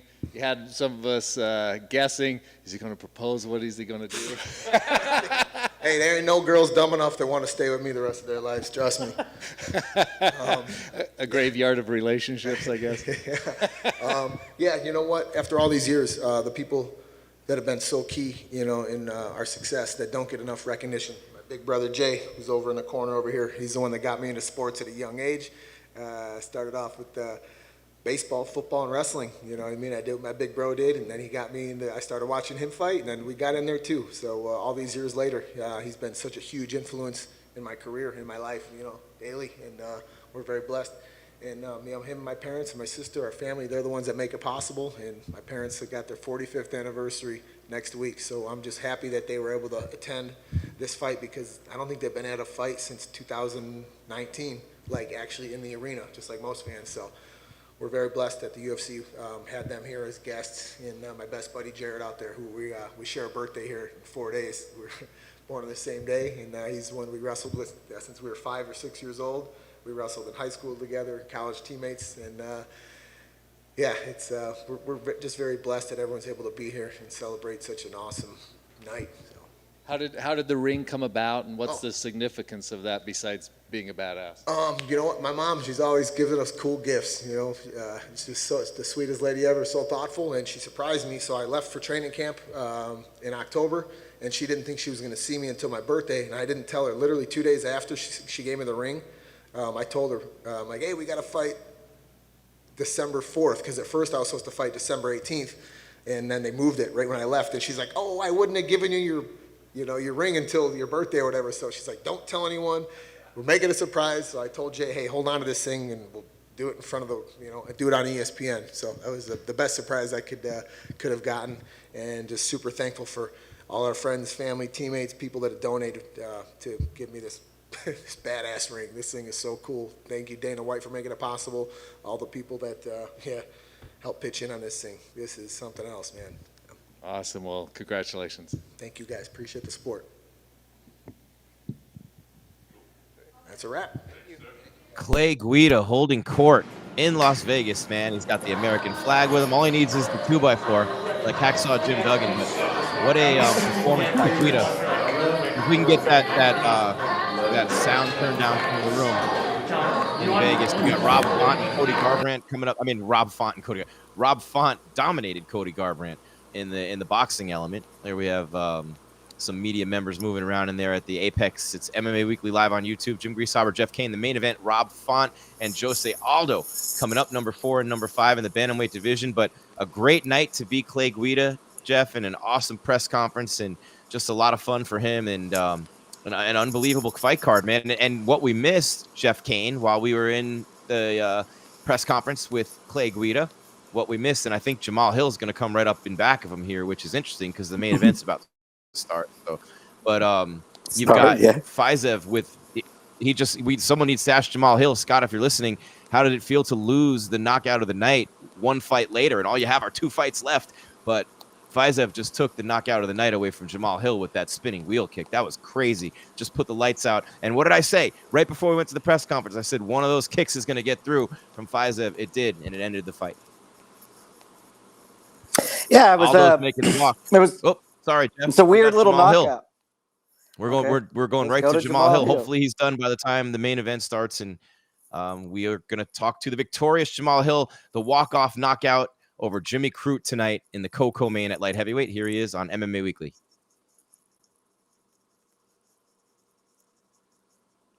Uh-oh. No sound for Jimmy Jamal Crute Hill. is There highly it is. talented. We'll be here for a while, and yeah, it's good. both of you guys obviously very dangerous. But did you envision a scenario where you're like, hey, I can go in there and just get this thing done quick? I did. I actually told my coaches before. I was like, I feel like this ain't gonna last long. And also the right hook. I figured that punch would be there, and I was able to clip him with it at first, which I don't know. It was just kind of surprised to see him go down, and then I was like, all right, just stick with it. Yeah, I was gonna ask you when you heard him early on. What's the balance of like, hey, we could go finish this right now, of like, oh, let's settle in and not do anything silly? Nah, anytime I hurt somebody, I look at it like, oh, if I hurt you once, I can hurt you again. So I'm not gonna put myself in a bad spot to try to finish it. Plus, I knew he wanted a grappling match, so I'm not gonna turn it into that for him. Yeah, no doubt. So much talk about the mentality, right, and the mistakes you made last time. How was the feel today? How much different did it feel stepping into the cage? Man, we in Sweet Dream Stadium. Man, I'm gonna be honest. Like just being out here, fighting in here, it just feels routine now. I'm undefeated here, still. So I got that going for me, and yeah, it just felt really routine. So everybody wants to fight in front of the big crowds and the big arenas. You just find to keep it here as long as possible. Hey man, when a place speaks to you, you just let it touch you. Yeah. I know, like you said, after the loss last time, it was important to get here, right? But, I mean, we talked ahead of the fight of how difficult everything was, how much you had to go through to get here. So, I mean, just how special is tonight, knowing all the tests you had to get to this moment? It is special, and it's also it lets me know about myself, about my toughness and the adversity that I can face and still come out above it. It has been tough. It's been real tough, just from losses to just other things, injuries it's been tough, and I was just happy to get the win. Yeah. Do you feel like if there were any, doubters or critics who said, oh, this guy wasn't the guy we thought he was, do you think you proved that tonight that you are? I don't care. You keep doubting, keep hating, doing whatever it is you're doing, I'm going to keep doing me. All right, so last thing for me, I mean, obviously a big win over a credentialed guy, like you said. What's the plan now? I mean, do you need a little time off to rest, a little time to, to deal with the things at home, or is it let's just stay busy and fight early in 2022? What's the plan? We full steam ahead. We still going. It's time to keep fighting. I've been hampered this year as opposed to, from fighting, not having the time and as many fights time as I want to be active. I'm trying to be back in here, and that's the goal for the next year. This is how I eat. This is how I feed my family, and we hungry. Just a quick one from me. Did Jimmy invite you out for a beer? He did. And in the traditional sense, just like Paul Craig did for me, I'm gonna take. I was about to say, is this going to be like the new thing, like getting a fight, beer with him? Oh yeah, definitely. Jimmy got some drinks coming off of me. He's a great dude, man. I really like Jimmy. I really like Jimmy a lot, and I really appreciate Jimmy, the push, the drive, and the competitor that he is. Is it extra special? I mean, it's a bit weird, right? You knock someone out, you've hurt them, but then for them to immediately get up and the first thing they do is grab you and pick you up and give you some support. Is that just kind of makes this whole thing a bit special? Yeah, that was special. That was amazing. That was amazing on his part. The way he handles adversity, the way he just handles things is something to be admired, and it's actually something that people should actually look up to. Go back and look at any time that he's faced adversity or something didn't go his way. He didn't pout. He didn't cry. He didn't put his head down. He accepted it, and he came back harder and better, So it's absolutely nothing but respect for Jimmy Crute. Congrats, man. Enjoy the beers.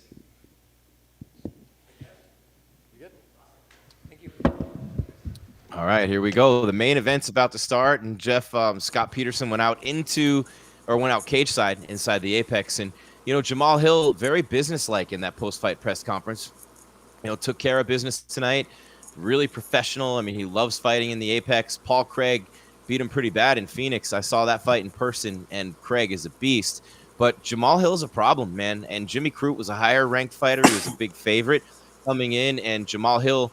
3 big right hands, really. I mean, the first one on the hook, like he said, that wobbled him a little bit, got it through. The second one that stunned him and knocked him back, and then the next one that messed up that eye. But a really nice win for Hill. He probably lost the knockout of the night to Faiza with that kick right after. But it couldn't have gone any better for him. He didn't take any damage. He didn't get hit. He ended the fight in 48 seconds, and he got a big win. Maybe the biggest win he's gotten in the UFC.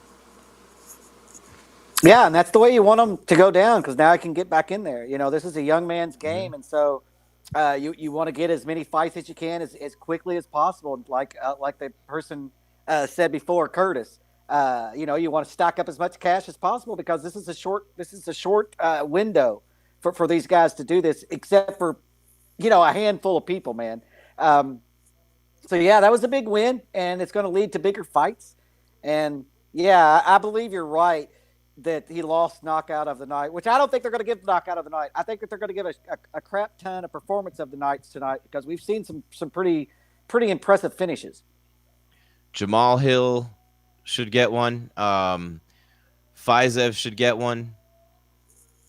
Guida should probably get one for surviving that onslaught. And Chris Curtis. And maybe Dusko. Dusko, how do you not give it to Dusko after that leg injury that we're going to have posted and up for you on MMA Weekly? Yeah, and Vince Morales in the first fight of the night. That was and we had a knee bar in the second fight. I mean, there's plenty of people to give awards to if you want to, or give bonuses to. Right. But yeah, how you don't give a spinning wheel kick knockout a bonus is is pretty crazy. It would have to be. I mean, that was epic, man. That shot from Faizev and that kick just landed flush on the side of the face and the head of Riddle. It was just beautiful, beautiful. And he was out on his man. feet. I mean, his hand was beautiful. Yeah. That was. I mean, the when fence held him up. You're gonna show someone how to throw that kick. You're gonna show a video of that. Hey, this is how you throw that kick. But I was watching the highlight packages, the preview packages coming into the main event, and you forget sometimes what actually happened in fights. But Rob Font and Cody Garbrandt was widely thought of as the best boxer because he was a boxer and a very good boxer in the bantamweight division. Rob Font outboxed the shit out of him in that fight. I mean, he connected with everything he threw. He's got one of the highest connectivity rates in bantamweight history. He's got, I think, the second most knockouts or the most knockouts now in bantamweight history. And he's fighting the legend in Aldo. But Rob Font is one hell of a boxer. Aldo says he's going for the knockout on the feet boxing. So, I mean, let's go. Here they come, man. The fight's underway. Let's go. I've been waiting for this one for a long time. Yeah, I think this fight's going to come down to distance. Font is able to land further away than Aldo is. Aldo has to get on the inside. So this first round could be difficult for the legend in Jose. And Aldo's kicks, of course, legendary. And, what he did to Uriah Faber. And how about the body shots that he just recently destroyed Jeremy Stevens with body shots. I mean, he's a smart fighter. Look, he's 4-6 against champions. His only loss to a non-champion is Marlon Moraes, and that really was close enough where a lot of people thought Aldo won. So, I mean, he's fought champions pretty much throughout his career, and those are the guys he's lost to. Font would be the second guy who's not a champion to beat him in this division. And Font's coming close with a couple of big shots early. You mentioned his being able to hit him from distance. It's already coming into play. And he goes for a takedown, and he gets it. Font, can he hold him there? Wow, that was interesting. Now, Aldo's extremely hard. Yeah, Aldo's extremely hard to keep down. Because he scrambles immediately. Aldo's good at that. Right. You've got to. Not many guys have been able to do it. Grab right there by Aldo. Jan did it. Yes. I mean, there's some people that can do it, but typically he's hard to keep on his back. Connor got in his head. He lost twice by TKO to Max Holloway. Volkanovski beat him by decision. I don't even count the Connor fight. Moraes and Pierre, he just decimated him. Connor ended his whole reign. How do you not count that? That's the one that ended the because they both walked out through punches and one of them fell. That wasn't a fight. That wasn't a fight. Quick. That was a duel. But it actually was like if they paced off 2 steps and shot at each other. Oh no, it ended Aldo's reign for sure. Yeah, I just don't consider that like fights like that, man. I mean, what do you take away from that? They both planted on their punches, like Dan Hardy and Carlos Condit. Both of them landed. One guy fell. It's yeah. I mean, Kai was just interesting how Connor's power at that weight class. Look how jacked Aldo is, man. How big his back muscles are and his pecs and his biceps. I mean, he does not look like a 35er. How he makes that weight is crazy to me because Font's not, they're both shorter guys, 5'7", 5'8". But, man, Aldo's just jacked every fight. Look at that muscle. And his legs aren't as big, but, his upper body's just crazy. Yeah, no, he's always been in shape. You know, he was a guy that you couldn't outwork for the longest time. You know, that's been recently in his career where people have been able to wear Aldo down. And it's just fighting smarter, you know, going to the body and chopping him down and slowing him down. Font's looking good in this fight, though. You know, he's Really landing good. leg kicks. Aldo seems to be puzzled a little bit. He's not throwing anything. He's kind of like, I don't know if he's having difficult finding the range or what, but he's Aldo, so he eventually will. And guys, just in case you're in the chat and you're wondering what's going to happen here, I guess from what I'm being told, we're going to stop this stream as soon as the main event's over and start a new one for the press conference. So all you'll have to do is click on that. We're not abandoning you. We're not leaving you hanging. You're still going to be able to watch the press conference here on MMA Weekly. You'll just have to have this stream end and then click on the stream of the press conference. And then we'll also have the pictures that Scott got his hands on of the injury of Dusko Todorovic, who was run over by a car, had his leg dragged, and had the guy actually park and put it in park on his foot, and still was able to get that knockout win tonight. So you're going to get both those things coming up on MMA Weekly. And then next week is the big one on the 11th. In December, Christmas comes early with Poirier and Oliveira, Amanda Nunes and Juliana Lima, Garbrandt fights Kai Kara France, Sean O'Malley's on the card. But you just got a hell of a fight card next week. Dominic Cruz is the co-main against Pedro Munoz on the prelims. Ige and Emmett, Dan Ige and Josh Emmett is the main event on the prelims.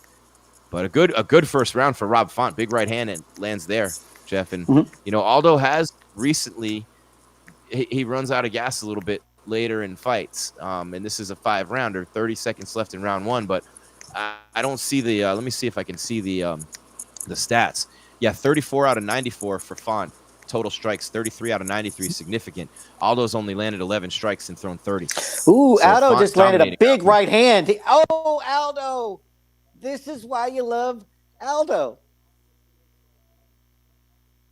The fight is not over. 8 seconds. But can he survive? I think yeah.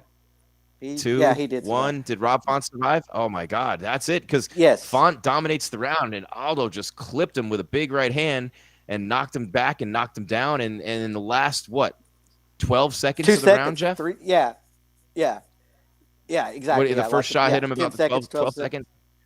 Unbelievable. Yeah. Font's fighting a perfect fight. Just perfectly according to game plan. Everything he wanted to do. Everything's going perfectly well. And then, bang, he gets clipped with 12 seconds left in the round and a few more shots from Aldo. Aldo throws a perfectly straight hand. Boom. I mean, just a straight hand right up the middle, and it wobbled him. And then he hit him with a left hook that knocked him down. Nice. Oh, the left hook knocked him down, yeah. But the straight right was right on the button.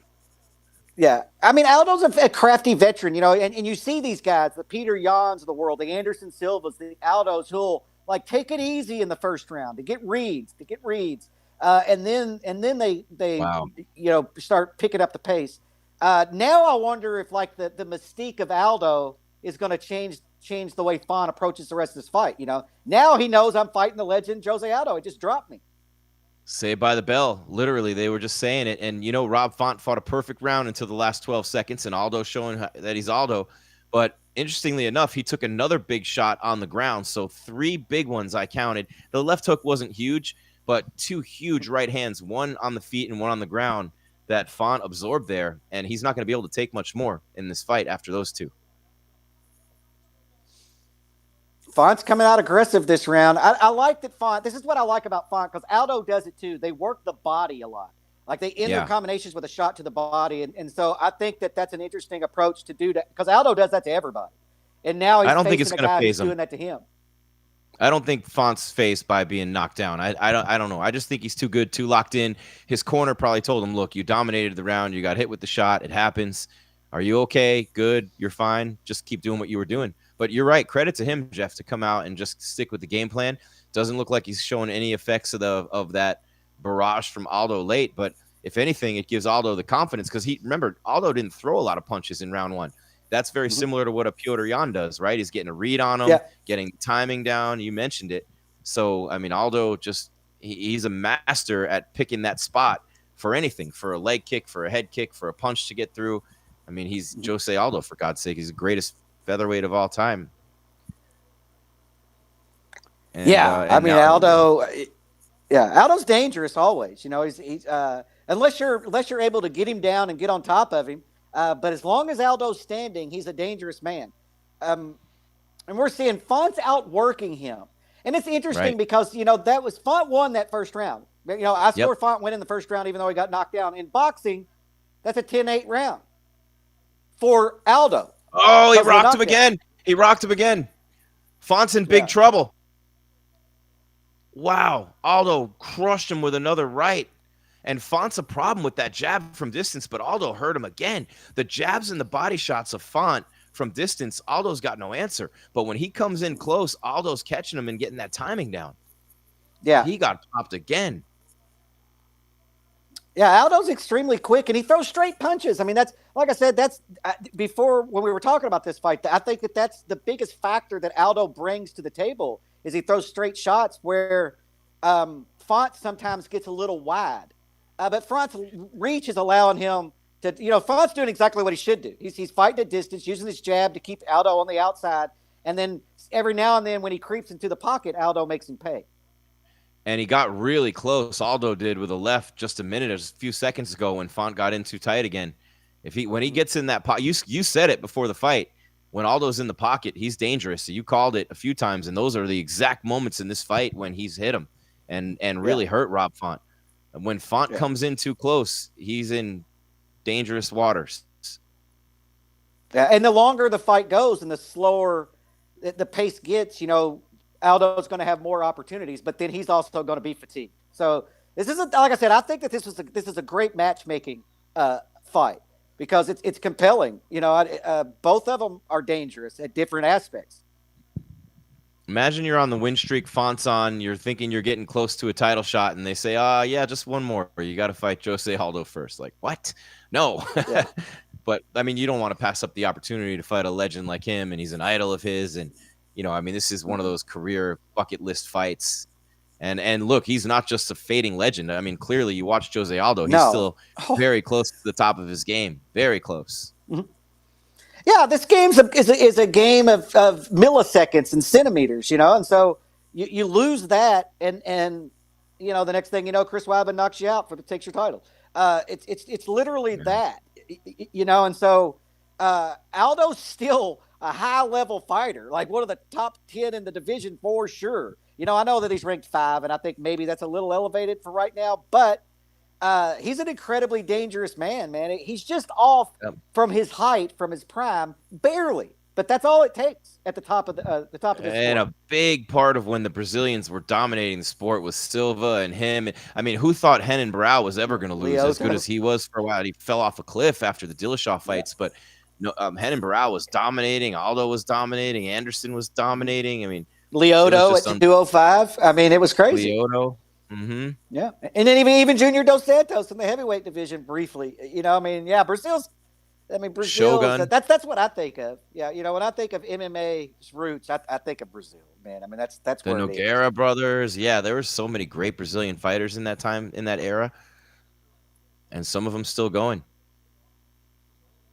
Wow, that was another crazy round. I love this commercial, Justin Gaethje and Michael Chiesa, where they just walk through the whole party.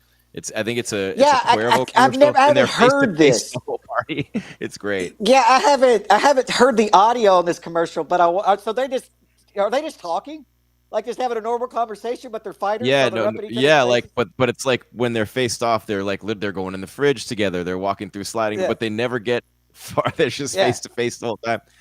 I Yeah, hope that was Justin wins the interesting. title, man. I hope Poirier wins, and I want to see Poirier Gaethje too, because I just watched the first one over again. I was in the gym at midnight in Dallas in the hotel working out last week, and ironically enough, who's in there with me working out? Frank Mir's kids. He's got like a 10-year-old and a 16-year-old. They're in there working out, and I'm like, man, I'm failing as a parent. Frank Mir's kids are lifting at midnight, and my kids are on video games eating Cheetos.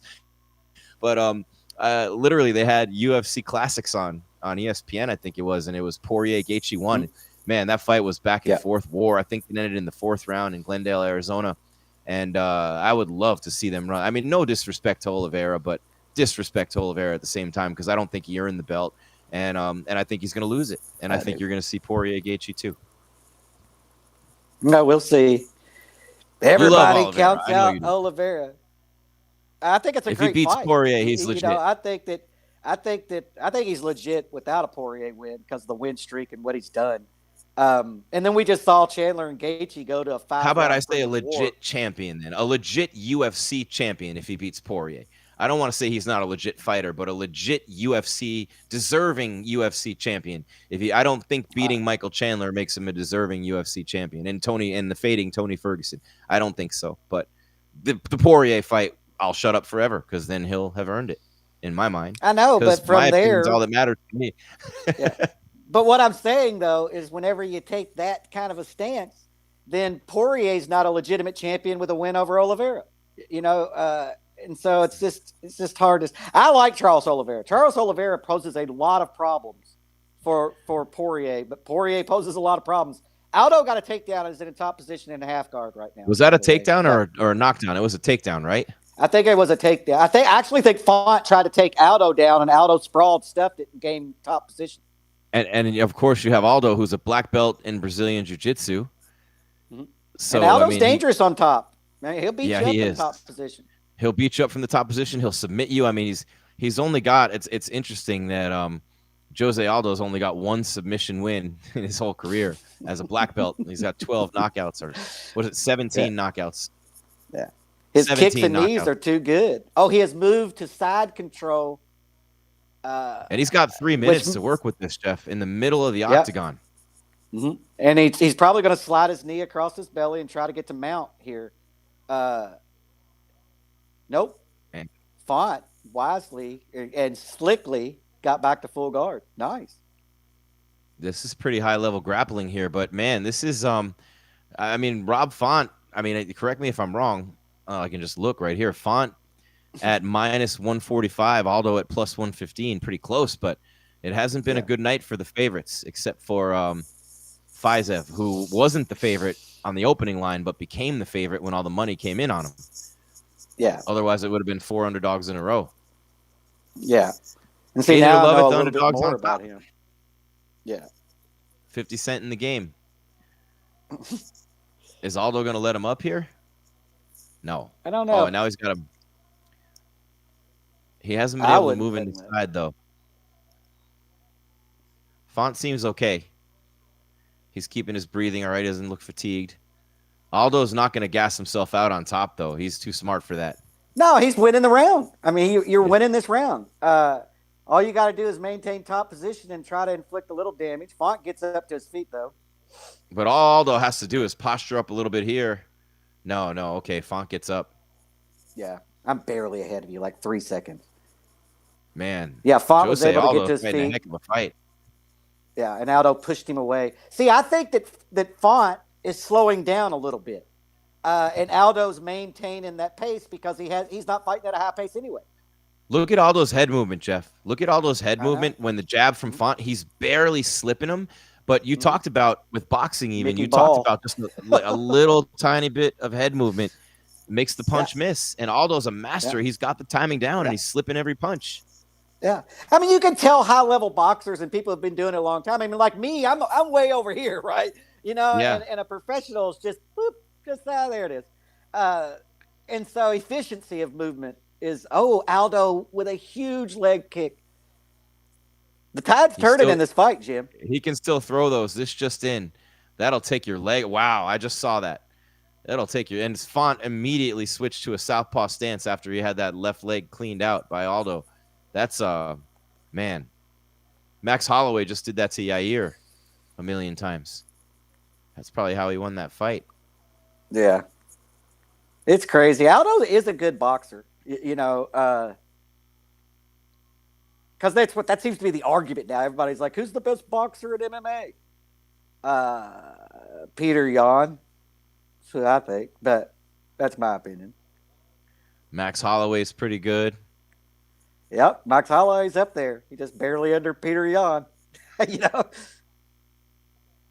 Stipe's pretty good. That's what I was saying. Like, you get a boxer like Pulev who just fought Anthony Joshua. I mean, there's not going to be an MMA fighter alive who beats him in the triad thing, but I mean, that's too high a level of a boxer. But Font's in trouble, not only from the accumulation of the big shots that Aldo's hit, but Jeff, that lead leg, he was limping at the end of the round a little bit. I mean, that one leg kick in particular, and Aldo hit him with another one after that. It was absolutely devastating, man. That leg kick just, I mean, and you know how those things feel. When and Aldo, and ask anybody, Uriah Faber's the one that comes to mind, but Aldo used to ruin people's careers with those kicks. Oh yeah, ask Uriah Faber. Yeah, he ruins. Yeah, I mean, you can't. People weren't able to do anything. Mike Brown, those guys just were. They had no answer for the leg kicks. Now people are smarter and are checking them and knowing when Aldo throws them. You know, look at Aldo's right eye busted up. Yeah, he's busted up a little bit. His right eye is completely closed. So if Font hits, if he throws more left hooks, because hooks coming from the side and the peripheral. I mean, that might be a punch. Left eye is, that's it. That's the jab, man. That's the jab. That's the jab. It's so open. The jab and the left hook. Yeah, he can see out of that, but that's pretty bad. And then Font's all through right here, eye, completely swollen. Font's left eye's got swelling underneath of it. Man, that eye is not going to affect Aldo at all. He's too much of a G. But if he doesn't see the left hook coming, Font coming out very aggressively, throwing bombs and getting in that. Oh, pocket. He just ate a right hand. Aldo just, blistered him with the right hand. Rob Font cannot be in the pocket, man. He can't be in the pocket. This is over. I don't see Font. Oh, the knee buckles him. He's done. The knee to the midsection was Aldo. Oh my God! Wow, Jeff, that knee. I know. Oh my God, that knee. Wow. I mean, it's kind of crazy because that the scoring's going to be what it is at the end of this, because Aldo's done the most damage, right? He's dropped Font twice in this fight, but he lost round one and lost maybe round two, you know. And so this is an interesting deal. But that's all it took. I felt like Font slowed down just a millisecond. Aldo started catching him. And he came right into Aldo's wheelhouse. He started the round coming right into the pocket, which is where he didn't want to be. I sometimes don't understand and look, I'm not in there fighting, but it's just he had a great game plan and it worked amazingly well. And that last round, he came out very aggressive and just decided to get right in the pocket and trade with him, and he paid for it, man. Mm-hmm. He just got blasted by the right hand. Mm-hmm. And Aldo is inside control again here on the ground, but Font's No, Font didn't get back there. Font's slick off his back, though. You know, he traps that leg and then pulls him back into half guard or guard. He's not able to do that this round, though. Aldo's got the side control now, or close to it, almost there. Yeah, now he's got he did, and then I think he moved back to half guard. I'm at 3 minutes. I don't know where you are. Okay, I'm at 2:51. But yeah, but in top position, Aldo's content with just kind of maintaining control because the time's ticking off and he's winning and he's putting his weight on, Font. And Font's left eye is probably as bad as Aldo's eye. Now that I saw it on the ground, did you see that there? We'll have about 60 seconds after the fighters leave the octagon. Sorry, I'm just got a text from Scott there.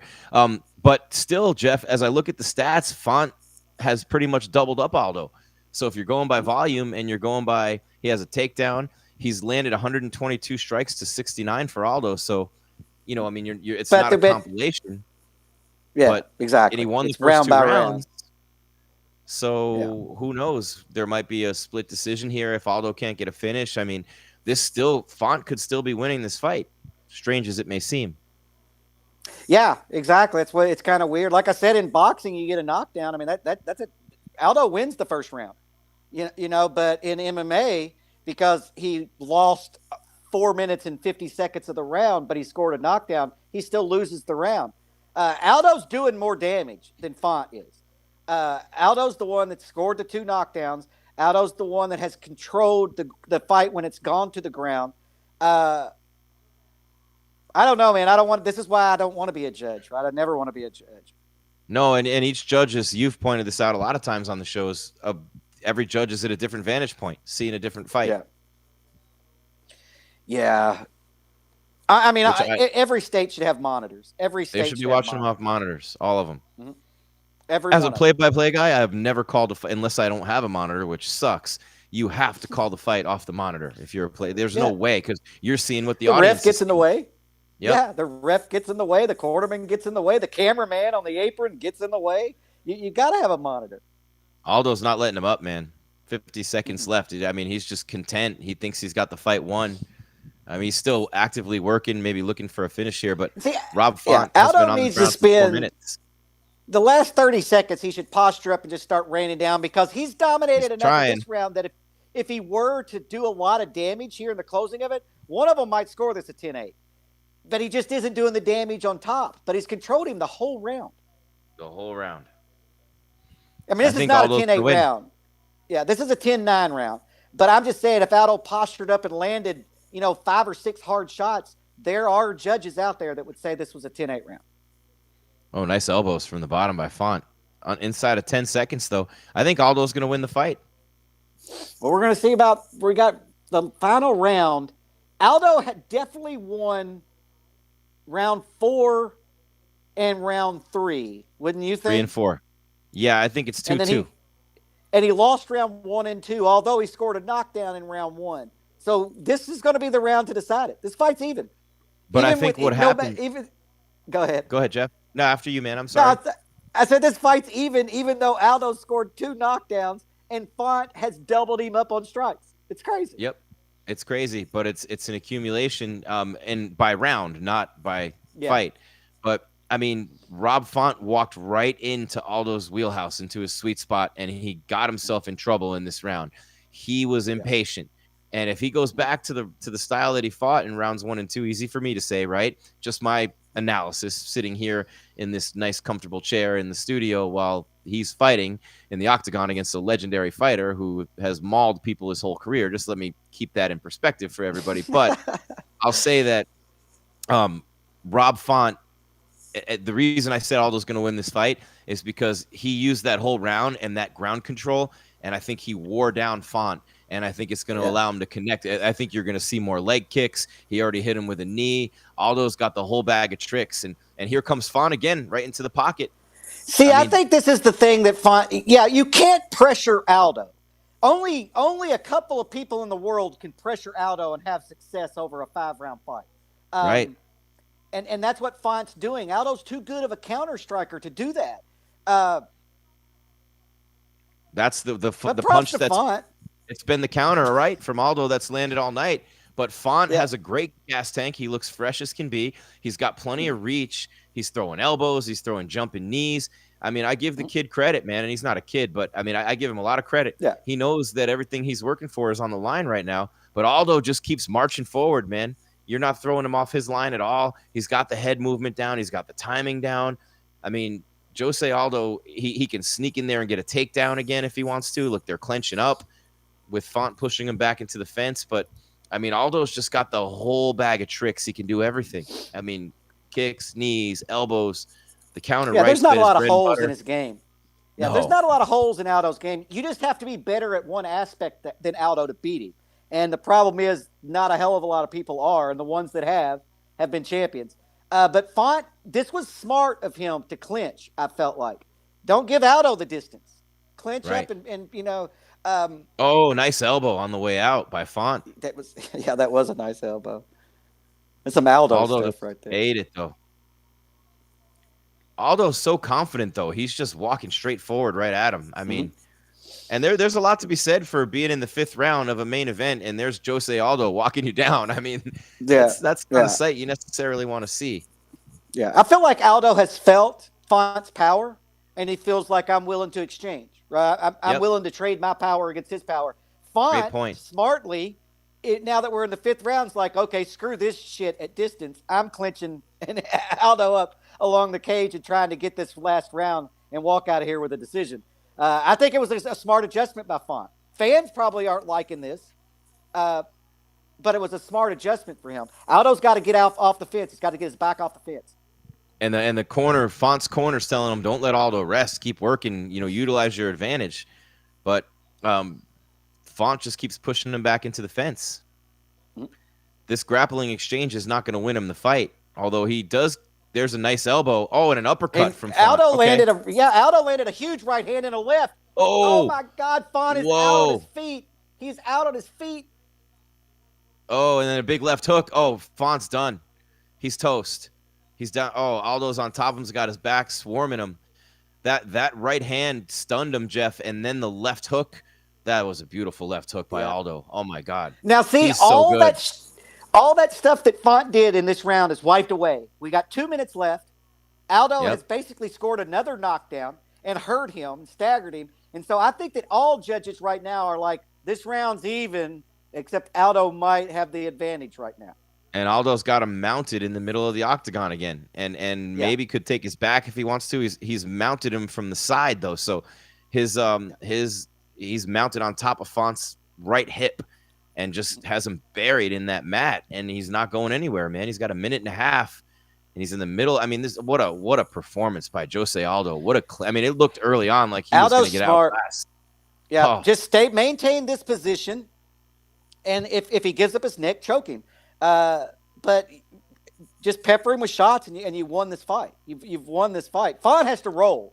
He has to turn into him and roll. He's still going to be mounted, but he's not going to get rear naked choked. So how about this? How about Aldo Dillashaw next? I'm all for it. That'd be awesome. I'm all for it. I want to see Garbrandt back in this division. Oh, Font just giving up his back here. Yeah. This might be the second submission of Aldo's career. Yeah. And Aldo has applied a body triangle. There's 35 seconds left or so. And Aldo's got his back body triangle across the body, and he's looking to sink in a rear naked choke. Yep. And he knows that as long as he just keeps working, he's got him for the rest of the fight. Font can't do anything. There's no way. He's not going anywhere. He's not getting out of that triangle. Aldo is looking for that finish right now. Is he going to get it? No, he doesn't have it sunk in. No. The time's going to run out here unless Aldo postures up and starts throwing bombs here, which it looks like he might do. Nope. Right back on his back. And he heard the clicker. He just wasn't willing to let him scramble to his feet at the end of the round and look good. That was a great fight. I mean, wow, Jose Aldo. I mean, did you expect to see that kind of performance from Jose Aldo in this fight and to do what he did to Rob Font, surging and streaking? And I mean, the counter rights. Oh. Yeah, I didn't know. I mean, I knew that Aldo's straight punches could give Font problems, but I felt like Font's volume and length was going to give Aldo problems. Right, and it did. Pretty much went. Yeah, I mean, it all happened. I think Aldo won that fight. I scored that fight Aldo 3-2. But we're going to see what the judges say. I mean, Aldo scored basically 3 knockdowns over a 5-round fight. How do you not win that? But but now you're looking at Font, 177 total strikes to 88, 125 to 86 significant, 113 to 64 to the head. But Aldo with 9 minutes of control on the ground as opposed to 2. And Aldo officially with no takedowns, Font with 1. Yeah. Yeah. What's the percentage? Can you look at that? Can you see like what percentage did Aldo land versus what percentage did No, but I can do some basic math here. So on the significant strikes, just a ballpark. 86 out of 160. So I mean that's about what, 60%? Yeah, more than half, but yeah. About 60-65%, somewhere in that range. Yeah. And Font threw 308 significant strikes and landed 125. 308. That's a lot of volume, man. And he landed 165? I mean, 125 of 308. Okay. So you have to figure. Okay. I mean, this could go either way, but I think Aldo won the last 3 rounds. I don't know though. Yeah. I mean, I could see Font getting his hand raised here. Yeah, I feel like Aldo won that fight. Joe Martinez. And even at the percentages, he did. Here we go, Jeff. I can see it on the closed caption. 50-45. What? 49-46? Unanimous decision. Who the hell? Okay. Are they saying that? So the knockdown in the first round erased everything Font did, according to those. They had judges. it at. Someone I don't had agree it with that. 50-45. Wow. Yeah, I don't agree with that because Font dominated the first round until the last 10-15 seconds, and so I feel like he won that round. I don't remember round 2 being Aldo's round. Do you? I remember round 3, 4, and 5 being Aldo's rounds, but I don't remember round 2 being Aldo's round. Man, I'll tell you, when Aldo caught him with it was the end of round 1, Jeff. Font had everything going his way. 12 seconds left. Aldo nails him and just crushed him in the final 12 seconds of that round, and it just changed the whole fight. The counter right, the left hook, the knee to the body, the kick, the leg kicks when they were there, the controlling from the top position and not letting him up. It just was an incredible 3-fight win streak now for Aldo. He goes to 31-7. And at number 5 in the division, Aldo. Yep. So he's going to jump up to 2 or 3. He's going to jump to 3 because I'm going to put him above Corey Sandhagen. You're going to put him above Corey, who's lost 2 in a row, and that means that if Jan's fighting Aldo and Dillashaw's not waiting for the winner, you got Dillashaw and Aldo. I like it. Who doesn't want to see? I think TJ beats him, but I like TJ in that, but TJ has to be careful that he doesn't get on his bike too much. Because, TJ, he's a counter fighter, too. That's what makes that fight very interesting is you got 2 counter fighters going in there, and TJ's going to be on his bike all over the place like he is. And Aldo does not chase you.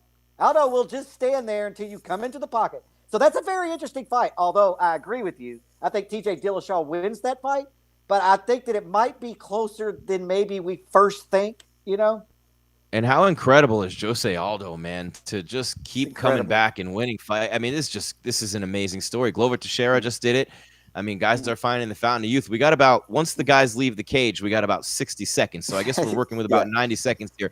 Jamal Hill with the knockout, Faizev with the TKO, and an incredible performance by Aldo. You saw Clay Guida with the comeback, getting just crushed in the first round by Leonardo Santos, ends up choking out a 4th-degree black belt world champion jiu-jitsu artist in the second round. Chris Curtis TKO's Brendan Allen. I mean, and a real good performance by Morono against the game Mickey Gall. So this has been a hell of a fight card. And Dusko with the TKO in the main event of the prelims.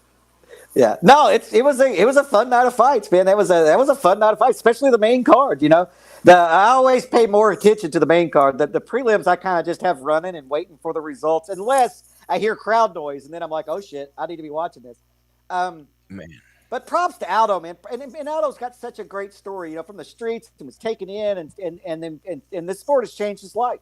And to see him still doing this, man, is incredible. Well, I'm just blown away by Aldo's performance. I thought Rob Font was going to be a champion in 2022, and I think he's that good. But for Aldo to do what he did, man, that's unbelievable. Just an incredible performance. And Rob Font, I think the scoring was a little lopsided. I didn't think it was a 50-45 or a 49-46, but I can see why. He falls to 19-5. The win streak is over, but it's a learning experience. He'll be back. You're in a loaded division. Look, Sandhagen's lost 2 in a row, and he's a beast, right? So that division is just crazy loaded. You got Aldo, you got Petr Yan, who I think is the best. But what a story it would be if Aldo was able to put together a couple of more wins and win that belt in the 35 division. What a story that would be for 2022 if Jose Aldo can do that. And by the looks of it tonight, he's got the capability. It could happen. Yeah, well, I think it's just like I said earlier. If TJ's TJ and using movement and kicks and doing all that and being elusive, TJ's hard to beat, man, for anybody. But if TJ steps into that pocket and starts to exchange with Jose Aldo, do not be shocked if he sleeps him. I like TJ in that fight, man, but Aldo's so damn dangerous. So dangerous. I love that fight. I absolutely love that fight. Don't forget, guys, the post-fight press conference will be a separate stream. We're going to end this in just a minute, and you'll just have to click on that one, and then Scott will have the pictures or whatever he has, video of Dusko Todorovic's injury, but a brilliant performance and a turning back the clock, a vintage Jose Aldo at 35 years old. He's far from done, a title contender surging in the 135-pound division. Jeff, next week we got Poirier, we got Oliveira, we got Amanda Nunes. When will that streak end? Juliana Pena is going to try it next week. You got a big fight card next week. Your final thoughts as we get set for UFC 269 next week with MMA Weekly. My final thought, man, we saw some underdogs come in. So look, for the gamblers out there, tonight could have been a very lucrative night. We saw great fights, comebacks with Clay Guida. It's been a great weekend. Even the comeback I know we're covering the UFC, but the comeback in that main event last night in Bellator was freaking insane. That's kind of what led us into tonight. I felt like I was like a handoff of the Unbelievable. Yeah, like here, Bellator to the UFC. Now you big boys go, and they delivered. Everybody delivered tonight. That was incredible. And what a Go ahead, lead Jim. in this week is. Till next week, we're going to wrap this up. That's Jeff Kane. I'm Jim Greasehaber here on MMA Weekly. The post-fight press conference is next. Going to wrap it up to give you a chance to find that. Oliveira, Poirier, Nunes, Pena. We are here next week for that jacked fight card. UFC.